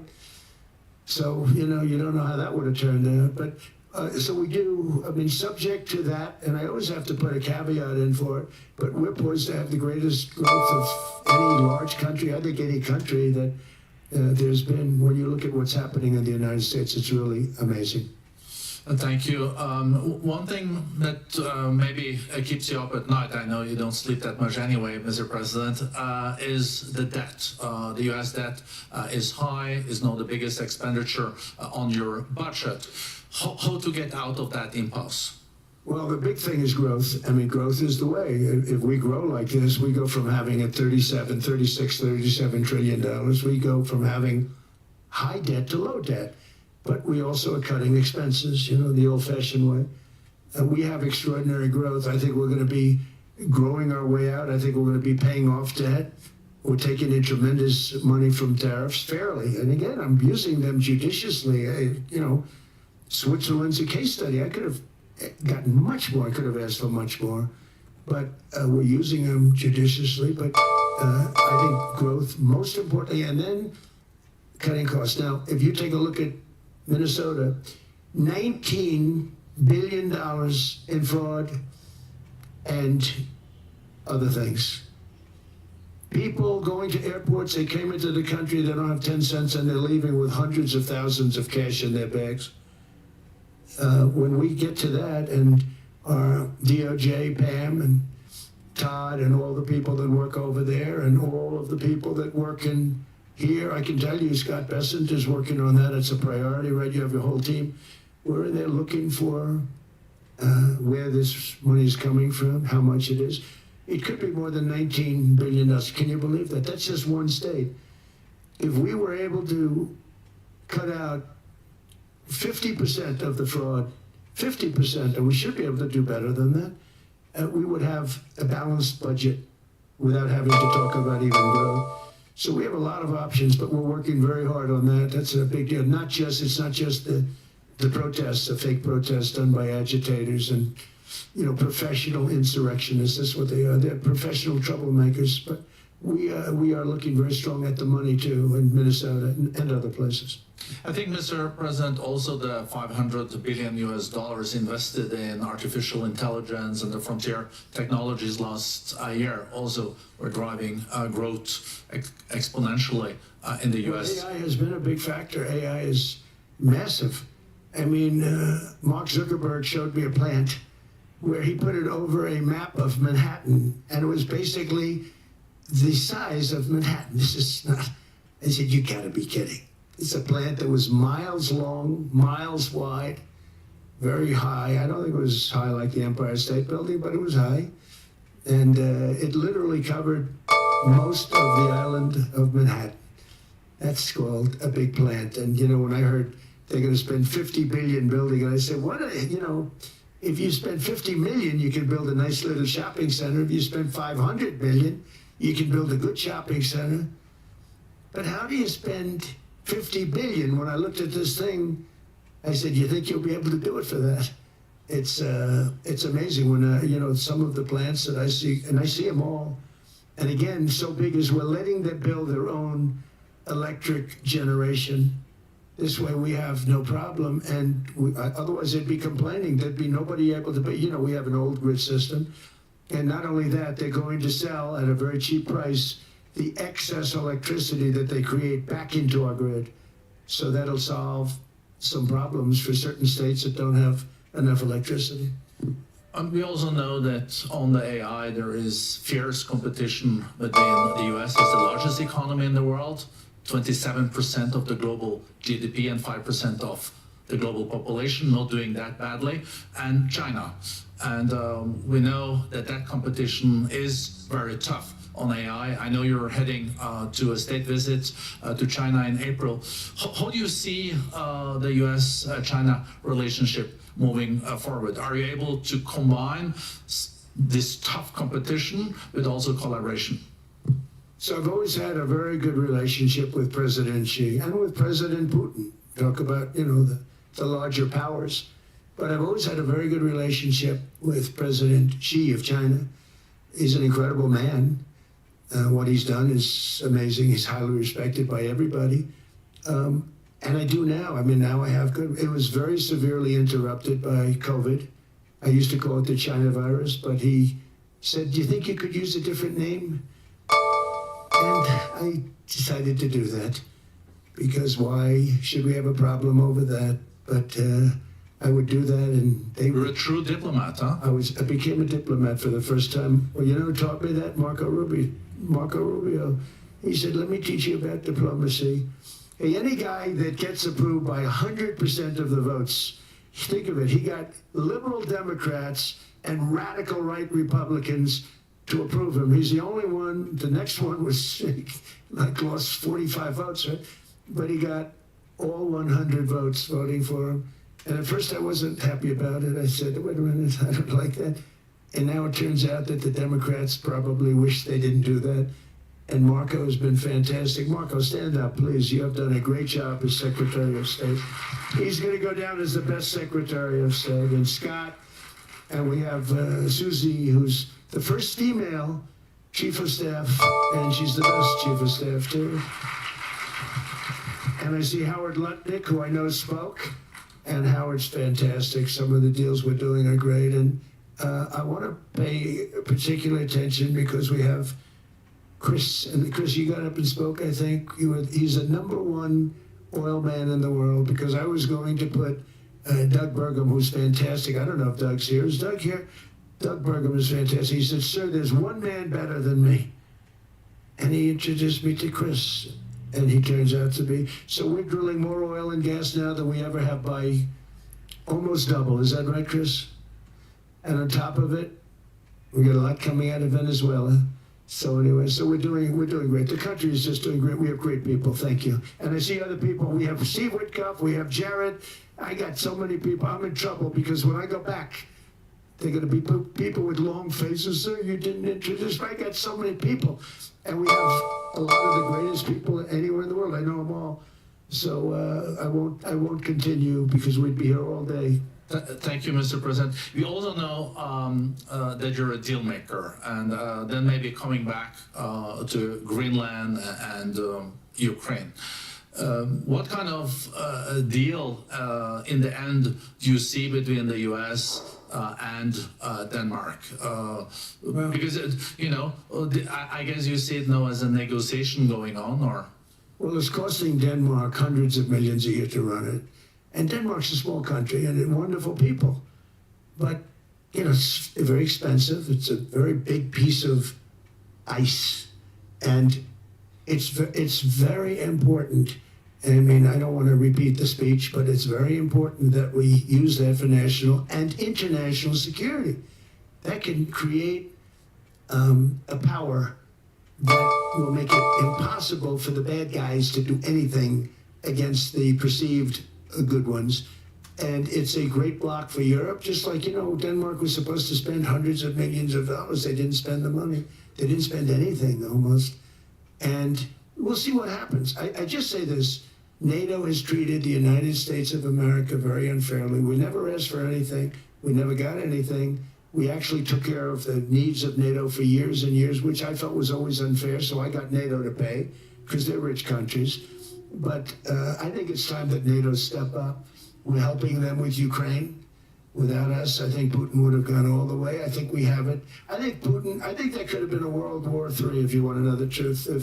If Kamala was elected, or Joe, any one of those, those thinkers, I think you could have ended up in World War III. And I will say Steve Witkoff has been dealing incredibly with, but we're not going to have World War III. We want to get it stopped, but we're not going to have World War III. I think if I wasn't elected, I think that could have evolved into World War III. It was a very, very bad situation, and it still is, but it's not that kind of bad. It's bad because so many young people are being killed.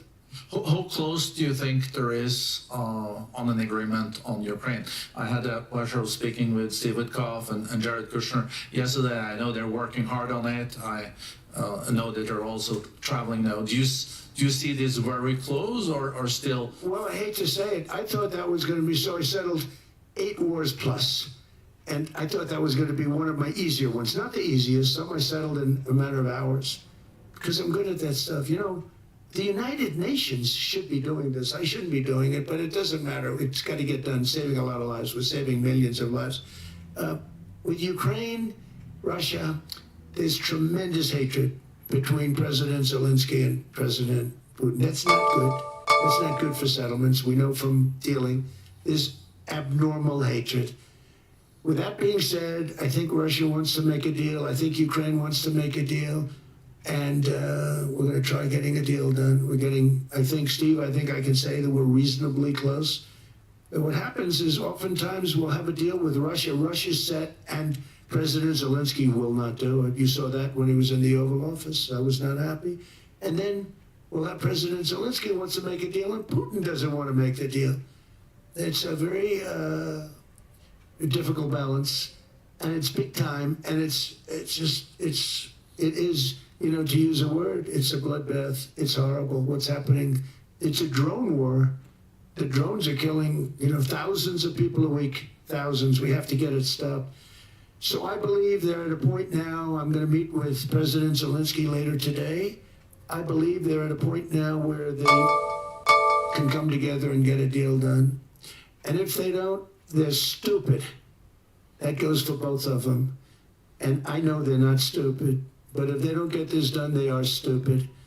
So I don't want to insult anyone, but you got to get this deal done. Too many people are dying. It's not worth it. President Sisi is sitting on the first row here. He spoke earlier today and also complimented you on the Gaza deal. I think there will be a signing tomorrow. Of course, there are different views on this, but how important do you think this signing is on the Board of Peace? And do you think this is going to sustain? Do you think we now will see Gaza reconstructed and the billions of US dollars invested? I do. I think we have peace in the Middle East. There are some little situations like Hamas, and Hamas has agreed to give up their weapons. Now, they were born with a weapon in their hand, so it's not easy to do. When they were born with a rifle in their hand. It's not an easy thing for them, but that's what they agreed to. They've got to do it. And we're going to know, Jared, over the next 2 or 3 days, certainly over the next 3 weeks, whether or not they're going to do it. If they don't do it, they'll be blown away very quickly. They'll be blown away. We have 59 countries that are part of that whole peace deal. And some of those countries aren't even they're near the Middle East, but they're not in the Middle East traditionally. And they want to come in and take out Hamas. They want to come in. They want to do whatever they can. There's a problem with Hezbollah in Lebanon, and we'll see what happens there, but that's a problem. But there are these little flames, but there's peace in the Middle East. Now, had we not gone in and knocked out with those big, beautiful, we just ordered 25 brand new ones, the latest and the greatest, the B-2 bomber. Think of them, they went in there at 2 o'clock in the morning with no moon, no light, no nothing, and every single one of those massive bombs hit its target, 100,000-pound bombs hit its target, every one of them. And then on top of it, from a submarine 300 miles away, we hit the sites with tomahawks, which is an unbelievable weapon. So, we did our job. If we didn't do that, you would have never had peace in the Middle East. And the countries like Saudi Arabia, UAE, and Qatar could never have, and others could never have signed anything because you would have had this dark cloud, and the dark cloud was Iran with nuclear. Iran would, if we didn't take them out, they would have had a nuclear weapon within 2 months. They were very close to having the nuclear weapon, and we hit them hard. And it was a total obliteration. If they may try again, but they're going to have to try from a different area because that area was obliterated. Incredible thing we did, and because we did that, we were able to make peace. If we didn't do that, I would say, Jared and Steve, if we didn't do that, there was no chance of making peace because the countries I just named and other countries could have never signed off. They were afraid. They were afraid. We had a bully. The bully was Iran, the bully of the Middle East. They used to call it for years. They were the bully of the Middle East. They're not the bully of the Middle East anymore. Mr. President, I know you even had to change plane last night, so I guess you didn't have much sleep, but I think you're but your energy is still there. I know you have several bilateral meetings. I know you're also hosting a reception. So thank you so much for coming back to Davos. Thank you so much. It's highly appreciated. Thank you very much. Thank you, everybody, very much.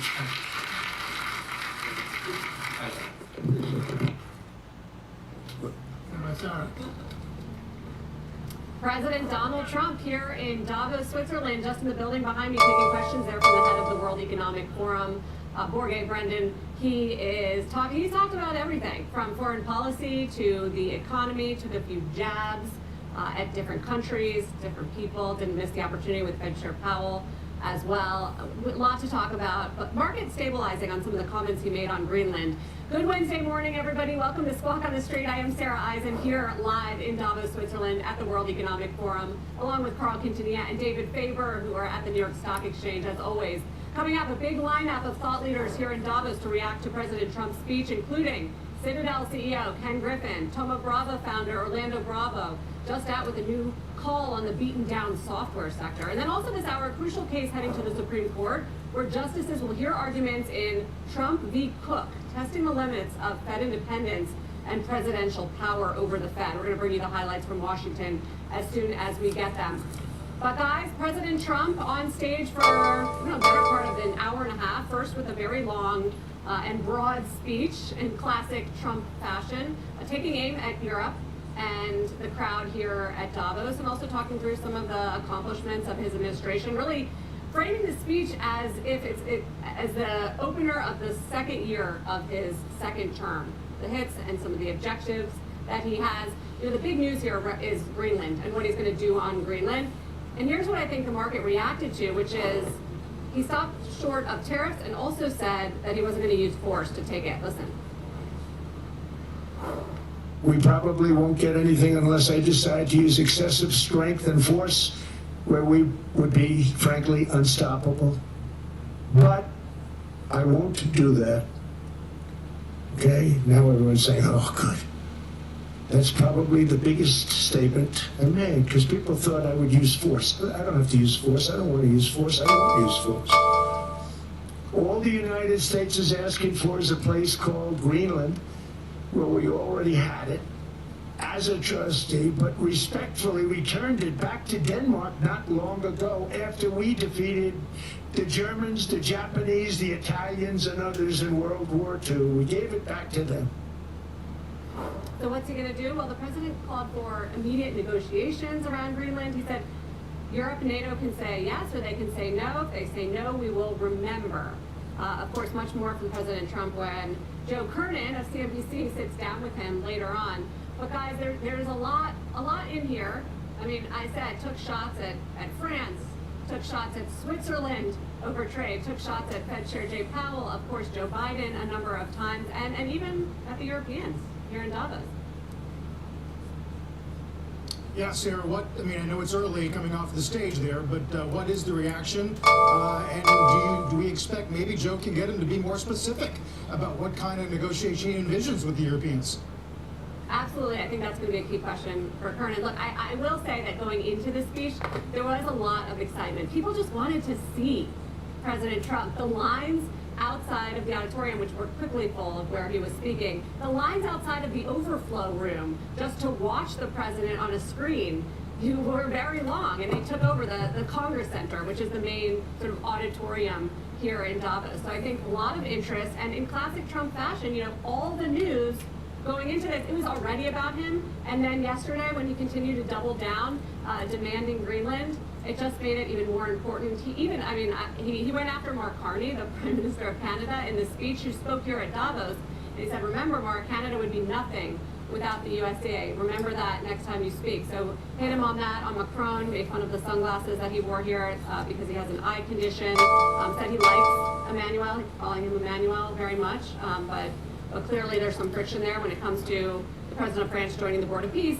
and, of course, getting on board with the Greenland issue. So, look, I think, guys, it's the Europeans, most of the Europeans here, I think, are intrigued by Trump, but there's also, a lot of discontent and concern around what he's going to do with Greenland. He's previously threatened, didn't do it in his speech, tariffs on Europe to go 20% or higher if he doesn't get what he wants. And so I think that's causing a lot of consternation, and Europe has pushed back, unlike it did the first time when Trump caused some of the trade friction.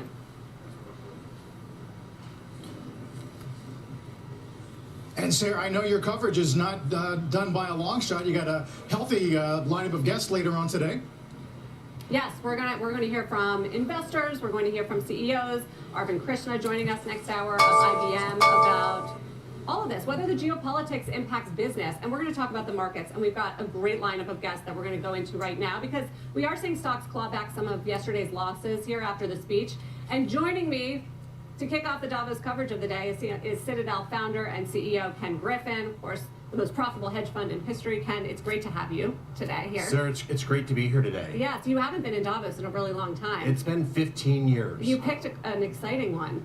Larry Fink promised that this would be a game-changing moment at Davos, and Larry Fink's delivered. He delivered. He co-chaired this year. So what did you think of the Trump speech? So I think we heard two different speeches, because I heard the President of the United States very clearly state that America wants to see Europe do better. We want to see America succeed. And I think that was an important message to deliver to a European audience that bluntly needs to do better. Europe's economic growth lags far behind America. Their growth, their per capita GDPs far smaller than ours. When we talk about defense spending, and we talk about defense spending as a percent of GDP, in rough numbers, Europeans earn roughly half of what Americans earn.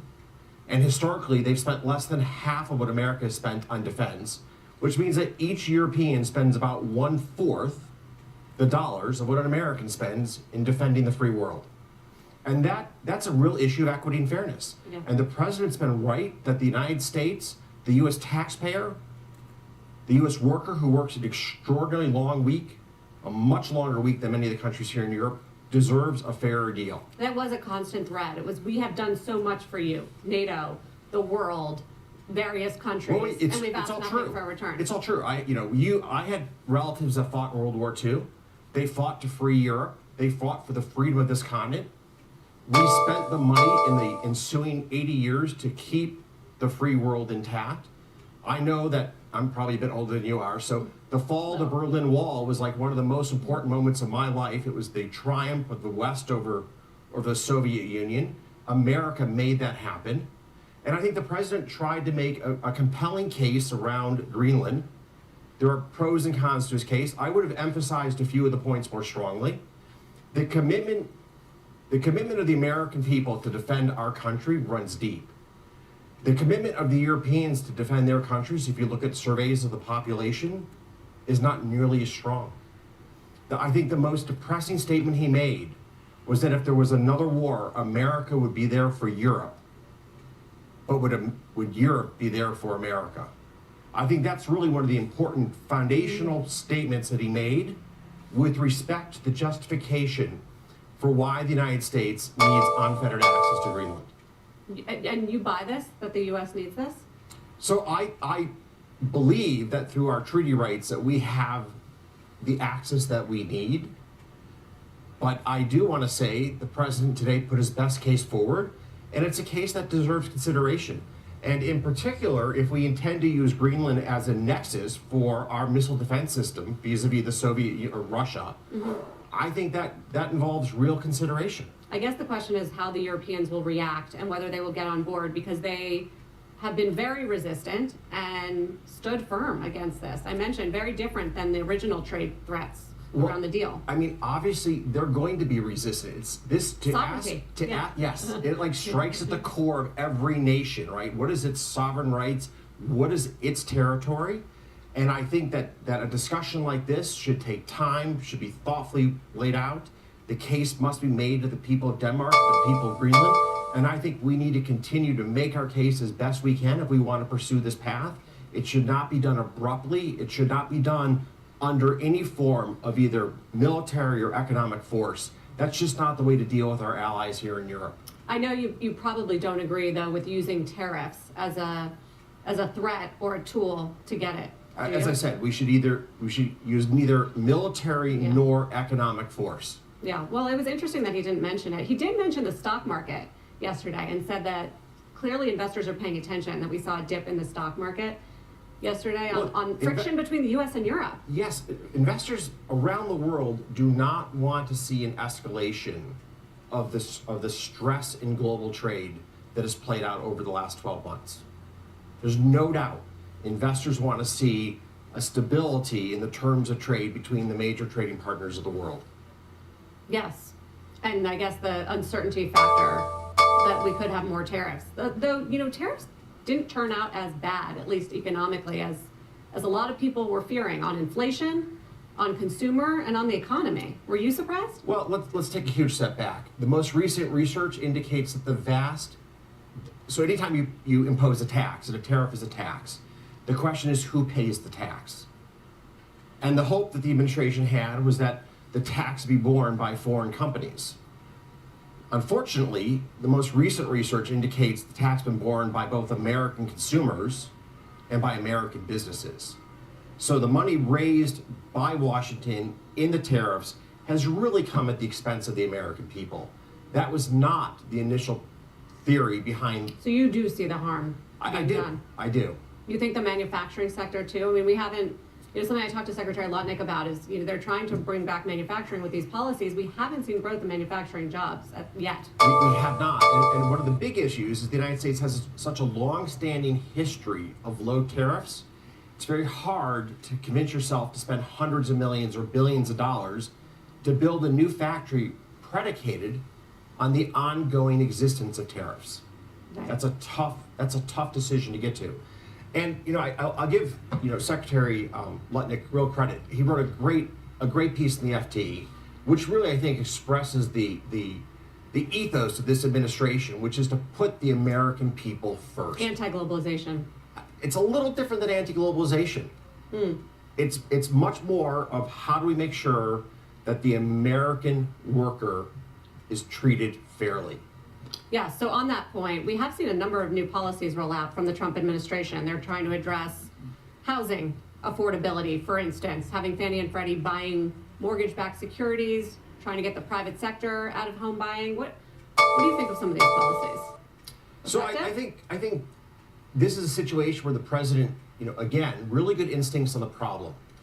Housing has become unaffordable for far too many people in their mid to late 20s who are hoping to start a family. Just unaffordable. And the challenge is that there's a fair amount of home equity in the hands of people who are homeowners. And the way you solve the housing problem in America is you increase supply. Right. Nothing brings down prices like more supply.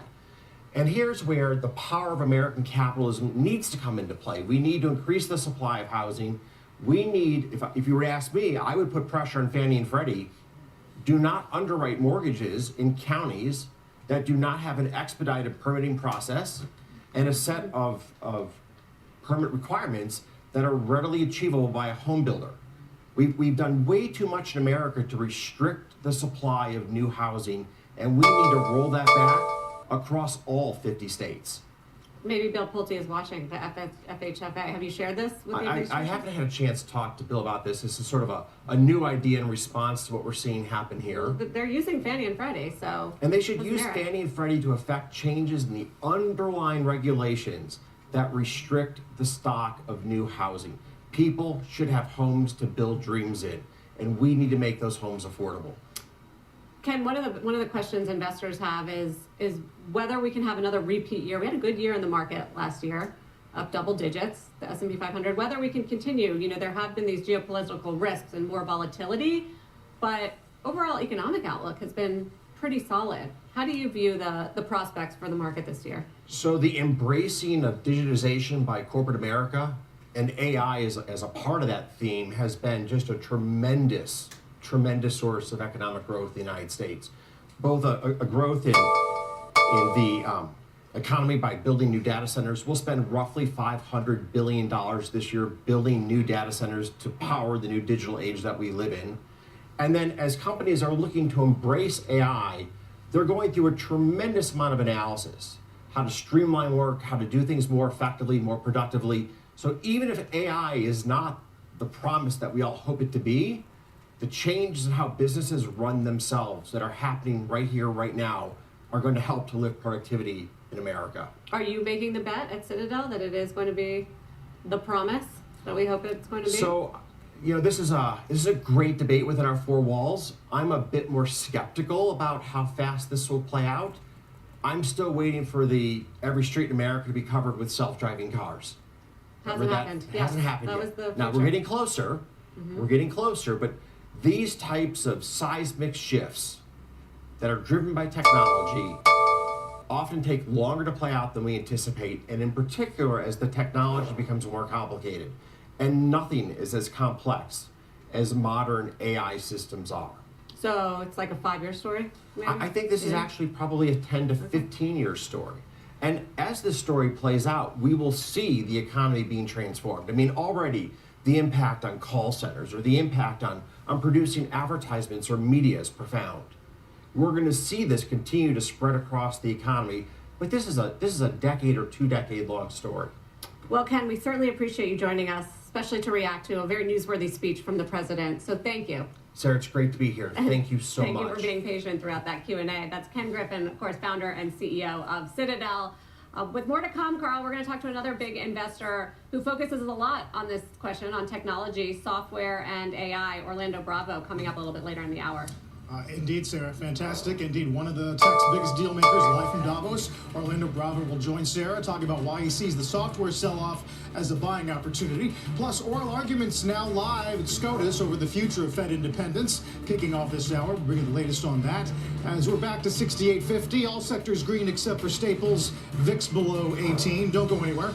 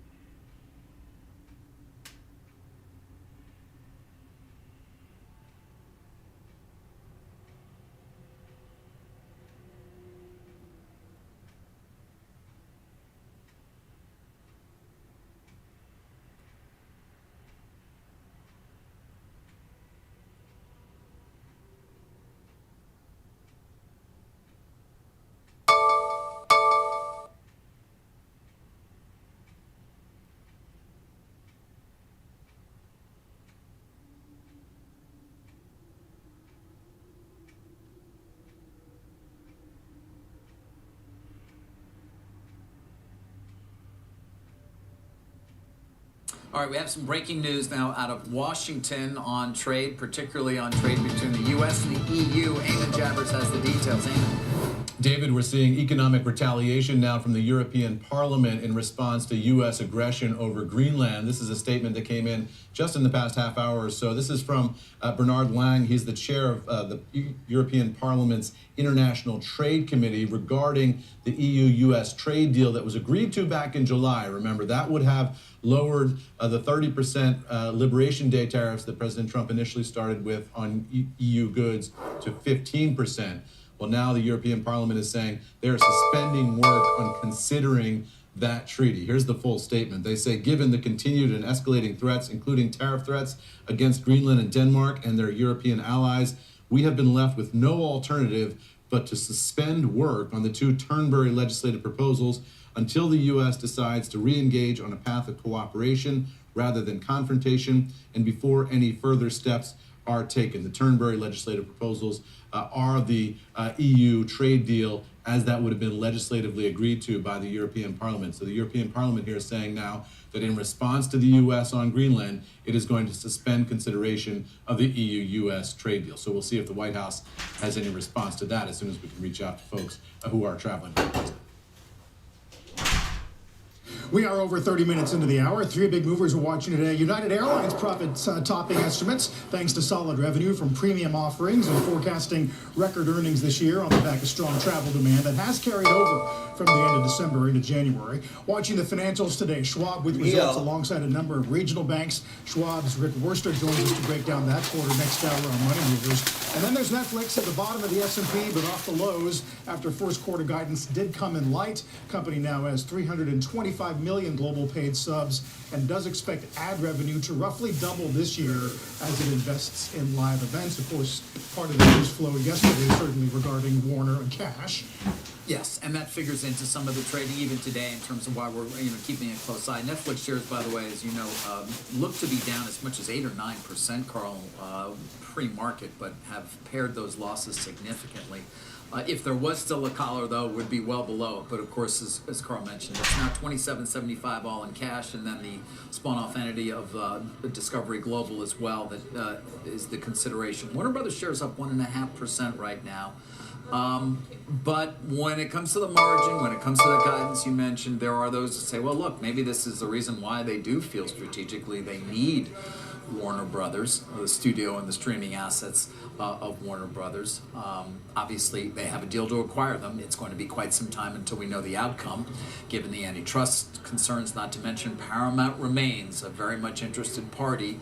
It will be interesting to see whether they choose to continue their momentum, so to speak, in terms of trying to make a higher bid here, or whether they wait some time, given we don't have a shareholder vote until, as we learned yesterday, April. Right. Few price target trimmings on Netflix. Goldman goes to 100, Morgan Stanley to 110. Yeah, and people trying to sort of work into what an enterprise value would be for the combined entity with Warner Brothers over time, what an appropriate multiple to that is, let's call it in 2027 or 2028. Sarah? Paramount shares unchanged with Netflix down. After the break, key headlines so far in oral arguments over the fate of Fed Governor Lisa Cook. Starting this hour at the Supreme Court, we'll fill you in. Plus, a conversation here in Davos with Thoma Bravo founder Orlando Bravo, who says the recent AI-driven sell-off in the software stocks is a huge buying opportunity. We'll talk about that and more when we come right back.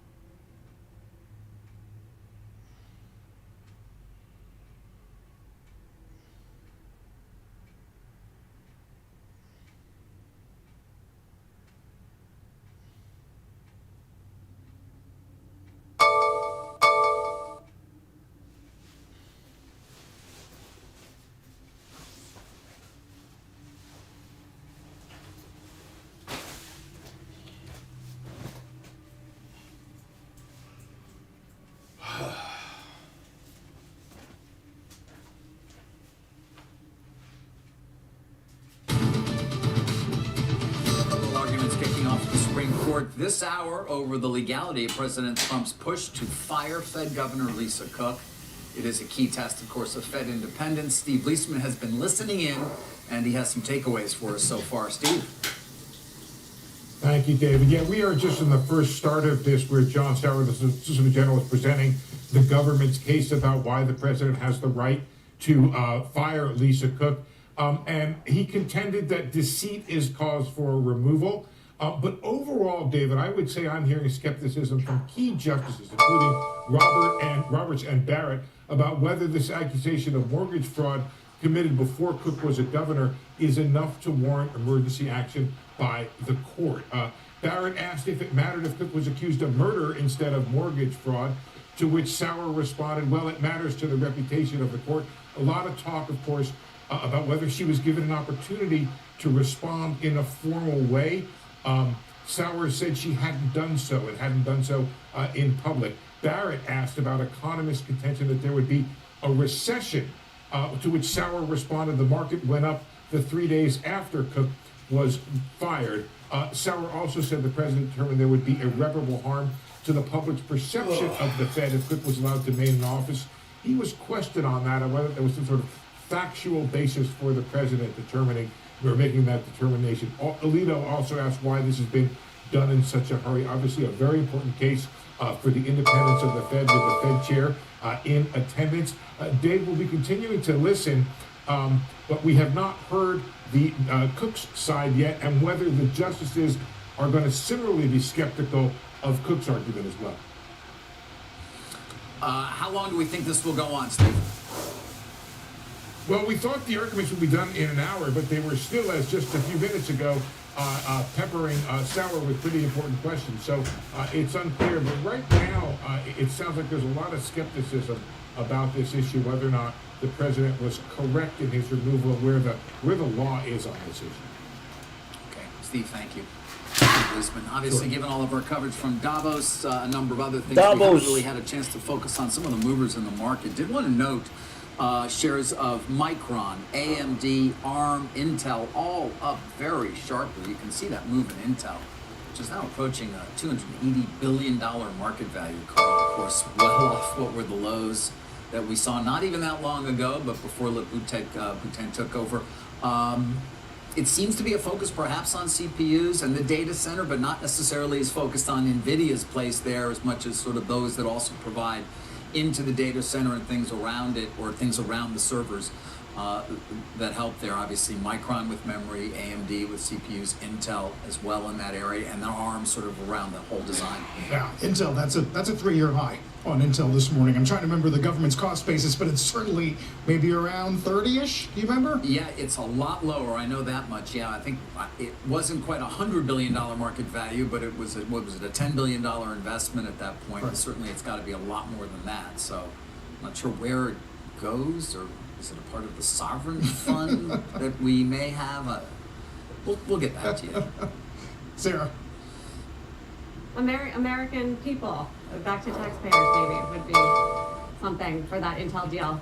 When we come back here in Davos, software taking it on the chin to start the year. Why it's a huge buying opportunity, according to the founder of private equity giant Thoma Bravo. That's next. And then later, IBM CEO Arvind Krishna with me here at Davos on what's next in the AI arms race. Don't go anywhere.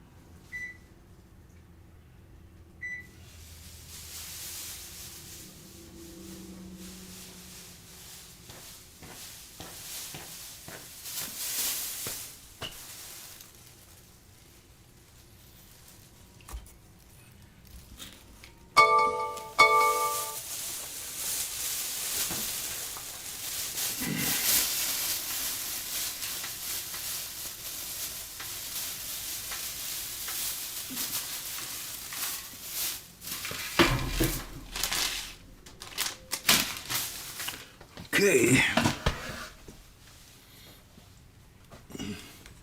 I'm here. Walmart down 43 cents.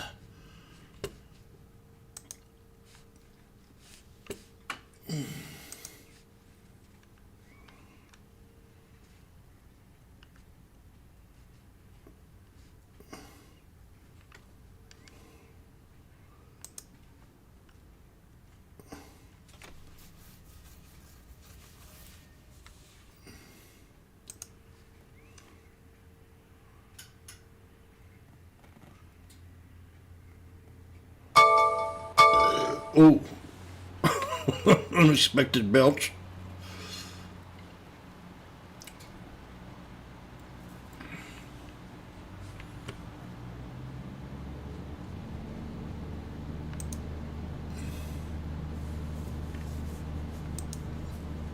Double top on IWM. QQQ bounced. We got double top on Private equity SPX. giant Thoma Bravo eyeing software deals following the recent AI-driven sell-off in that space. Founder Orlando Bravo saying the pressure has created a huge buying opportunity. And Orlando Bravo joined. It may not cross that level without some today. I don't care about DeVos. It's illustrated by that dashed bluish line there at the bottom of that chart on that lower panel study, which represents that low point way back in 2008. So fascinating stuff, because if you just took that lower panel off, I'm not sure that this 1 year price action screams 2008, but it goes to show that momentum really has Tesla deteriorated, not only in Apple, but some of the other Magnificent Seven names as well. Yeah, that's certainly something we've been watching as a part of that sort of rotation, that broadening out and diversification. But as you say, most of our Mag 7 names are up in trade today, all but Microsoft. Appreciate it. Thanks so much, Alex. I'll chat to you a little bit later on.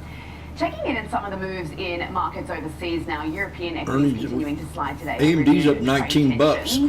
Although we have seen a little bit of a pickup off the back of Trump's comments over in Davos. We had the European Commission President Ursula von der Leyen Intel above speaking at the 53 World bucks. Economic Forum, calling Trump's new tariff plan Intel, today. I'm telling you. Meantime, Japan's finance minister Satsuki Don't be Katayama, surprised. we mentioned, also using the event to call on the markets to calm down after the sharp bond sell-off, which pushed yields at the long end to record highs. It was described as the most chaotic session in recent memory and had spillover effects in global markets. Katayama telling Bloomberg that the government's policy is responsible and sustainable and not expansionary.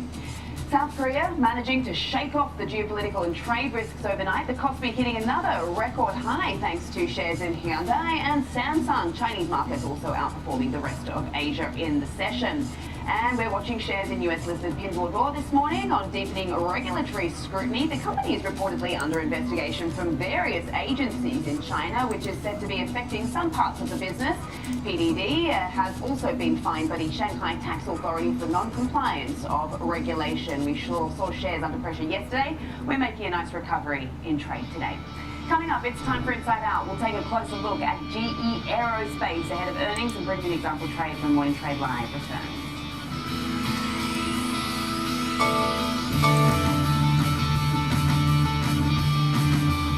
Hey, investors, you know the market moves, and Schwab is here to help you move with it. So, whether you're buying, selling, holding, or planning, whether you're ETFing or 401k'ing, saving, spending, or even retiring, you can count on Schwab for market insights, live support, powerful trading platforms, and 400 branches. All at your service, all so you can invest your way. Sounds nice, right? I'm Alex Coffey. And I'm Jenny Horn. This is Next Gen Investing, where we track the trends shaping tomorrow's markets. From tech to energy, crypto to consumer, we focus on what's driving investor sentiment right now. Clear analysis and forward-looking market coverage every trading day. This is a make or break level for this stock. That could certainly be a short to near-term catalyst. Next Gen Investing, 1 p.m. Eastern. Only on Schwab Network. Whether you're an experienced investor or just getting Looks started, like we broke resistance. Charles Schwab offers a webcast that's right for you. Are you a long-term Sure investor? enough. Our investing webcast series breaks down different investing styles, including growth, value, income, and more. Best of all, you can ask questions by chatting directly with an education coach.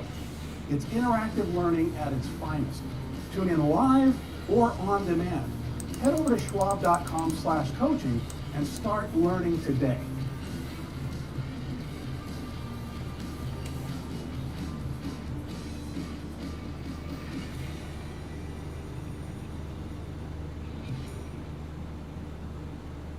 Real-time access, data-driven analysis, from U.S. equities to global macro matters. Schwab Network connects the dots. Watch live, subscribe free at schwabnetwork.com.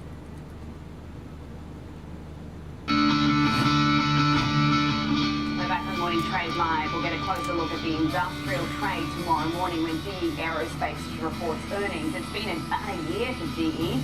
The stock is up 70% over the last 12 months. Caterpillar and Boeing have made strong gains as well. Analysts are expecting adjusted EPS of $1.42 a pop on revenue of more than $11 billion when GE reports ahead of tomorrow's open. Right now we are trading up at 2% at $318 and change. So let's go inside out on this name ahead of earnings. Joining us now is Nathaniel Bradley, CEO of DataVault AI. Very good morning to you, Nathaniel. Thanks so much for joining us. So what are you expecting to hear when we get this report card from GE? Well, it's simply too easy to call. With respect to the conflicts around the world, our cameras are pointed upward. If you look at land, sea, and air, whether it's our Navy or Air Force or now the Space Force, propellers and a number of components that are part of this mix find themselves in the eye of the storm, quite literally. So there is a spend and a turmoil in our world that's driving revenues here probably beyond the scope of what people can imagine. I think a competing networks host has come out and kind of spoiled it by saying it'll be nothing short of spectacular. Same individual heaping praise on Larry Culp for his great innovations, almost talking in GE. NVIDIA up, AMD, Meta, move, which made many people very rich, those that believed in GE. And I think that comment was also made, but it's almost made in a past tense. And I got to say, this is one long in your portfolio. IBM and Ford are probably one of the few brands that can you take the one-letter tickers.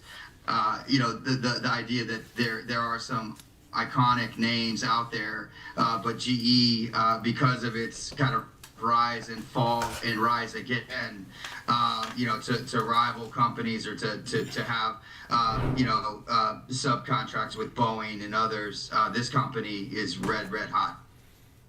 Yeah, a lot of praise coming from that certain commentator. I saw those words with respect to calling it spectacular, thinking that obviously Larry Culp is tremendous.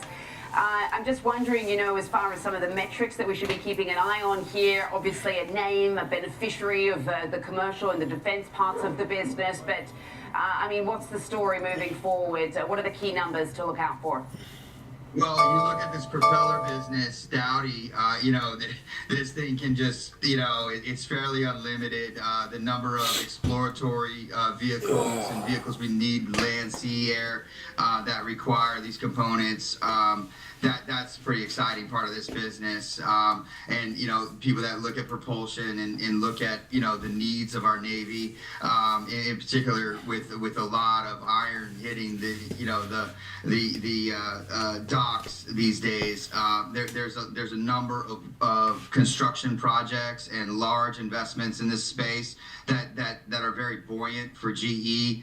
I think some of the fixes in sell on the rumor. Is my coffee ready? Sure, that same voice has been the same. That's kind of slapped innovation in the space, acting like it's a trade. GE kind of consolidating at a top right now.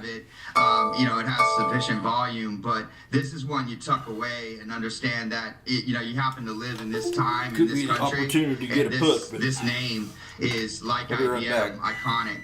It's something that's got the ear of all the right people to get the contracts and do the business this company's going to do. Larry Culp does deserve a lot of credit for the innovation.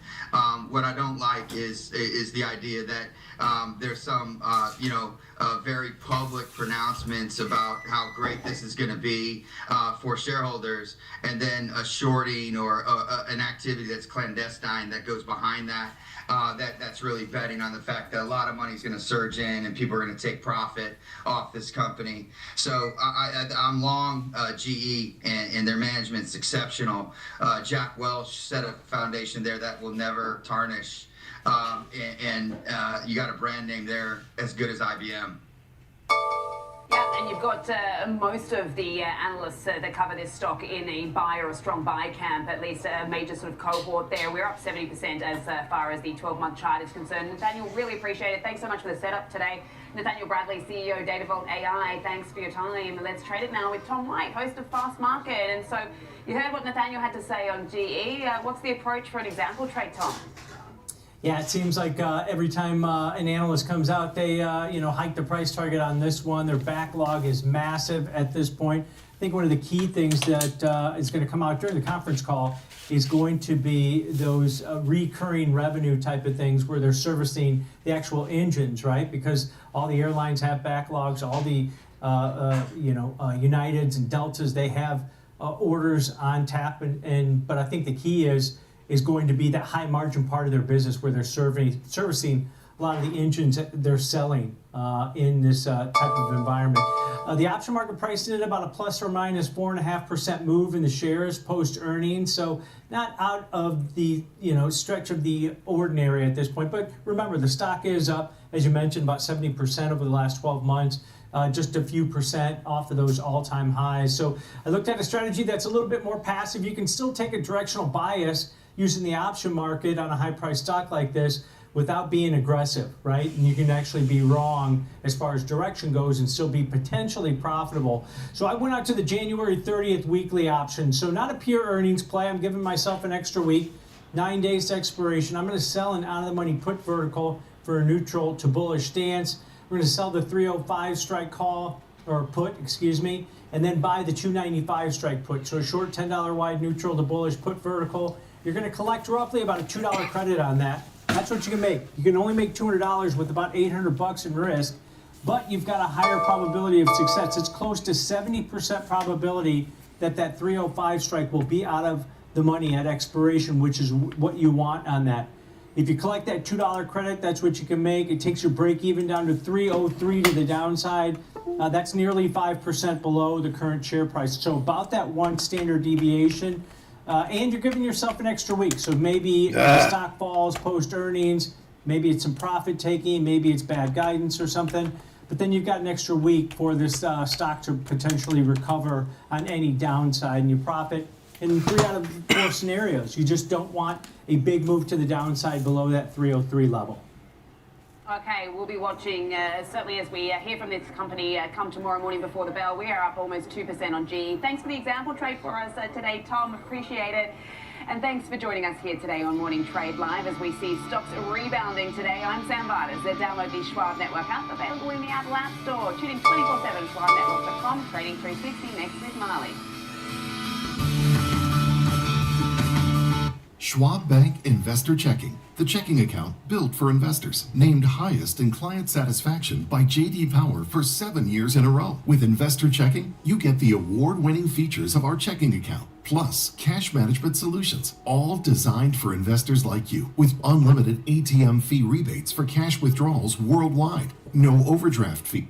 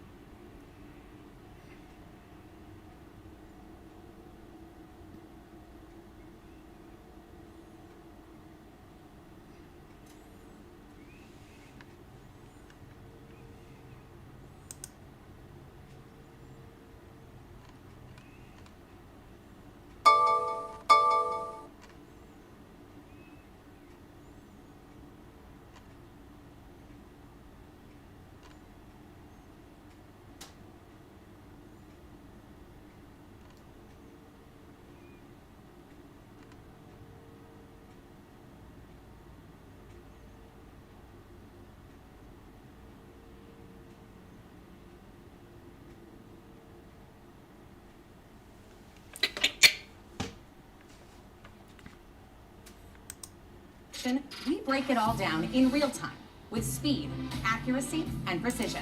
I think one of the most important things is you're making a play in a risk-defined way here going into earnings. So that would be a further downside area to watch. Smart insights, actionable data, veteran traders, Starbucks at and 94. journalists, streaming live and on demand. Schwab Network, streaming 24/7, any screen, anywhere, free. SchwabNetwork.com. Mom, when my grandpa TSM was down yesterday. It's up They today. don't even know if they could envision it, to leave everything behind, literally come across the entire world. I think that we totally met what Kinda their had a double wishes were. bottom. Schwab has been with us for almost 25 years through purchasing of houses, opening up our business, having children. They've always been there for us. I want to invest with a company that can help me give my family a happy financial future. Stay connected to what moves markets. Download the Schwab Network app and get live coverage Nice pop on wherever you Kroger. are.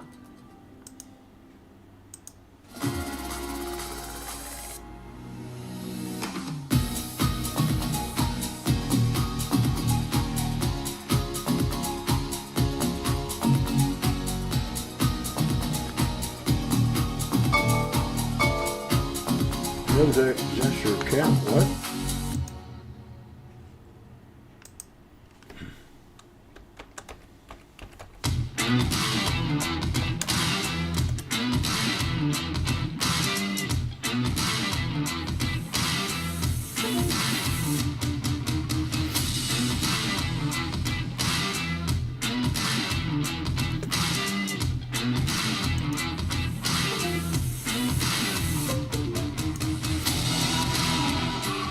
Good morning. We're 90 minutes into the trading day. Welcome to Trading 360. I'm Marley Caden coming to you live from our Chicago headquarters.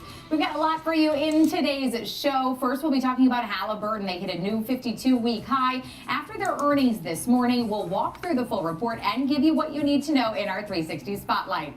Also, Datadog on the move higher despite a price target cut at Mizuho this morning. George Tillis will walk us through that analyst note and also have an example trade for us in our disruptor. And Netflix shares slumping to a 52-week low despite an earnings beat after the close yesterday. We'll break down the full numbers and take you through the highlights in our 360 round. Lots to get to, but let's take a look at how the markets are faring. After we did have a day of red in the markets yesterday, we are opening with a day of green today. The S&P trading 1% higher, 68.70.98. On the NASDAQ, we are 1% third higher, 25,328. On the Dow, 477 points higher, about 1%, 48,965. And the Russell 2000 more than 1.5% higher on the day, 2686. On the 10-year, we've given back slightly from the 430 we touched yesterday, but still elevated at 428. The dollar at 98.47. Gold well above that 4,700 unprecedented level. We're now in 4,800 territory, 48.4620. That's 1.7% higher this morning at another record. Crude oil above $60 a barrel again, 60.50. That's just up 0.25%. And Bitcoin trading at 90,400, slightly higher after dipping below that 90,000 threshold yesterday. Let's take a look at some of the stocks that are on the move, particularly one moving because of its earnings. Joining us, Alex Coffey, co-host of Next Gen Investing here on the network, to talk about United Airlines. We got a nice report from them, a nice move to the upside today in response to those numbers. You walk us through some of the key takeaways. Yeah, some of the key takeaways were better than expected, but largely in line. EPS $3.10 was well ahead of the $2.92 that was expected. $15.4 billion in revenue. That's almost a 5% year-over-year rise for revenue. Better than expected as well. Now, where things got interesting, I thought, Marley, were the passenger revenue per available seat mile was a little bit lower. So it comes in at 16.71 cents, which was down 1.4%. From last year, but the passenger revenue was up 4.9%, well ahead of expected at $13.93 billion because they had more available seat miles. So more passenger revenue miles at $68.25 billion, which is a 6% rise, made a little bit less per mile, but more miles, so it equals more revenue. When you look at the breakdown when it comes to the growth rates, the premium offerings, so think first class, think those extra legroom seats, they were up at a faster pace than the general revenue. So it does go to show that some of the bigger ticket spenders are driving some of that performance, and explain some of the moves you've seen from companies like Southwest to kind of change their offerings just a little bit to compete more on that front. From a guidance standpoint, for the first quarter, they guided EPS, or their current quarter, $1 to $1.50, which was well ahead of expected. But for the full year, one could say in line, maybe a little bit conservative, pretty wide range though, $12 to $14. Estimate I saw was at $13.04, so we'll call that in line. When you look at analyst responses, Morgan Stanley said that it was relatively consistent with expectations, should be well received. So far it has been. You see that over my shoulder, up 2.5%. Now it has eased back just a little bit off the highs, but you can see that initial pop largely moving sideways since, so the market has largely received them well. Barclays said that, hey, these are solid results despite that $250 million markdown from the government shutdown. Yeah, and interestingly, the question I think coming in here was how close was United's report going to be to Delta's report? That was a lot of the question. Are they going to be in line? Are they going to cite the same things? Are the numbers going to match up? And pretty much across the board they did, even so much sort of in the headline takeaway that United also saying this may be a record year for them as well. Yeah, no doubt about that. And so you look at that compared to sort of where we're coming from, which was this disrupted quarter, markdowns, uncertainty, constant recession fears, tariffs. Even though a lot of those things maybe are still in the discussion, maybe not the shutdown, there does seem to be a lot more optimism going into this year. And even Bloomberg intelligence analyst was talking about how, hey, maybe these results were towards the bottom end of their guidance, but their robust capacity growth continues to keep their costs contained. And so they're set up well for success. Certainly, and also highlighting that we are seeing that K-shaped economy still continue in air travel as well. Alex, thanks for breaking that down for us. United moving more than 2.5% higher following their earnings report yesterday after the close. Do want to broaden things out, though, bring in our next guest joining us this morning, Frances Stacy, economic strategist and wealth manager at Scarlet Oak Financial. Frances, wonderful to see you. Thank you for being with us. You know, before we dive into some of the headlines we're seeing and your outlook for the year, I'd love to get your thoughts on the rebound we're seeing in the market today. Yeah, the rebound's excellent. You could probably measure it with a Fibonacci retracement from yesterday. But the thing that's very important is that the thing that was roiling the markets was whether or not Trump was going to use, quote unquote, excessive force in his negotiations for Greenland. And he has assured all of us at his speech in Davos that he's not going to do that. And so we see the VIX pulling back pretty substantially on that news. You bring up a good point. You feel like idiots, don't you? We have seen so many headlines coming across, and the market seemingly shrugging quite a few of those headlines off. What is that indicating to you for the setup for 26? The setup for 26 is going to be dependent on geopolitical risk, which was just ameliorated. It's going to be dependent on liquidity, and it's going to be dependent upon retaliation from Europe or other countries based on these trade negotiations. It's important to understand that Europe actually holds trillions of dollars in U.S. assets. And so while we don't see any sort of dumping going on or any sort of that kind of thing, they do have the capability of doing that. The one thing that got Trump's attention primarily after Liberation Day was selling U.S. Treasuries. When you sell U.S. Treasuries, those yields spike. We have an affordability issue in this country. We have a bifurcated economy and a huge wealth gap, and spiking rates, puts us, increases our credit risk. And the credit risk is the thing that could stop this momentous train of GDP from the U.S. And he's saying we got to grow out of this debt with GDP. That's largely determined on liquidity and not having a credit event. So to the extent that other countries could increase our credit risk, whether they're successful or not, that's the leverage that they have on the table. And so as far as Europe specifically, it seems that with some of the commentary coming out of Davos that we seem to be backing away from this.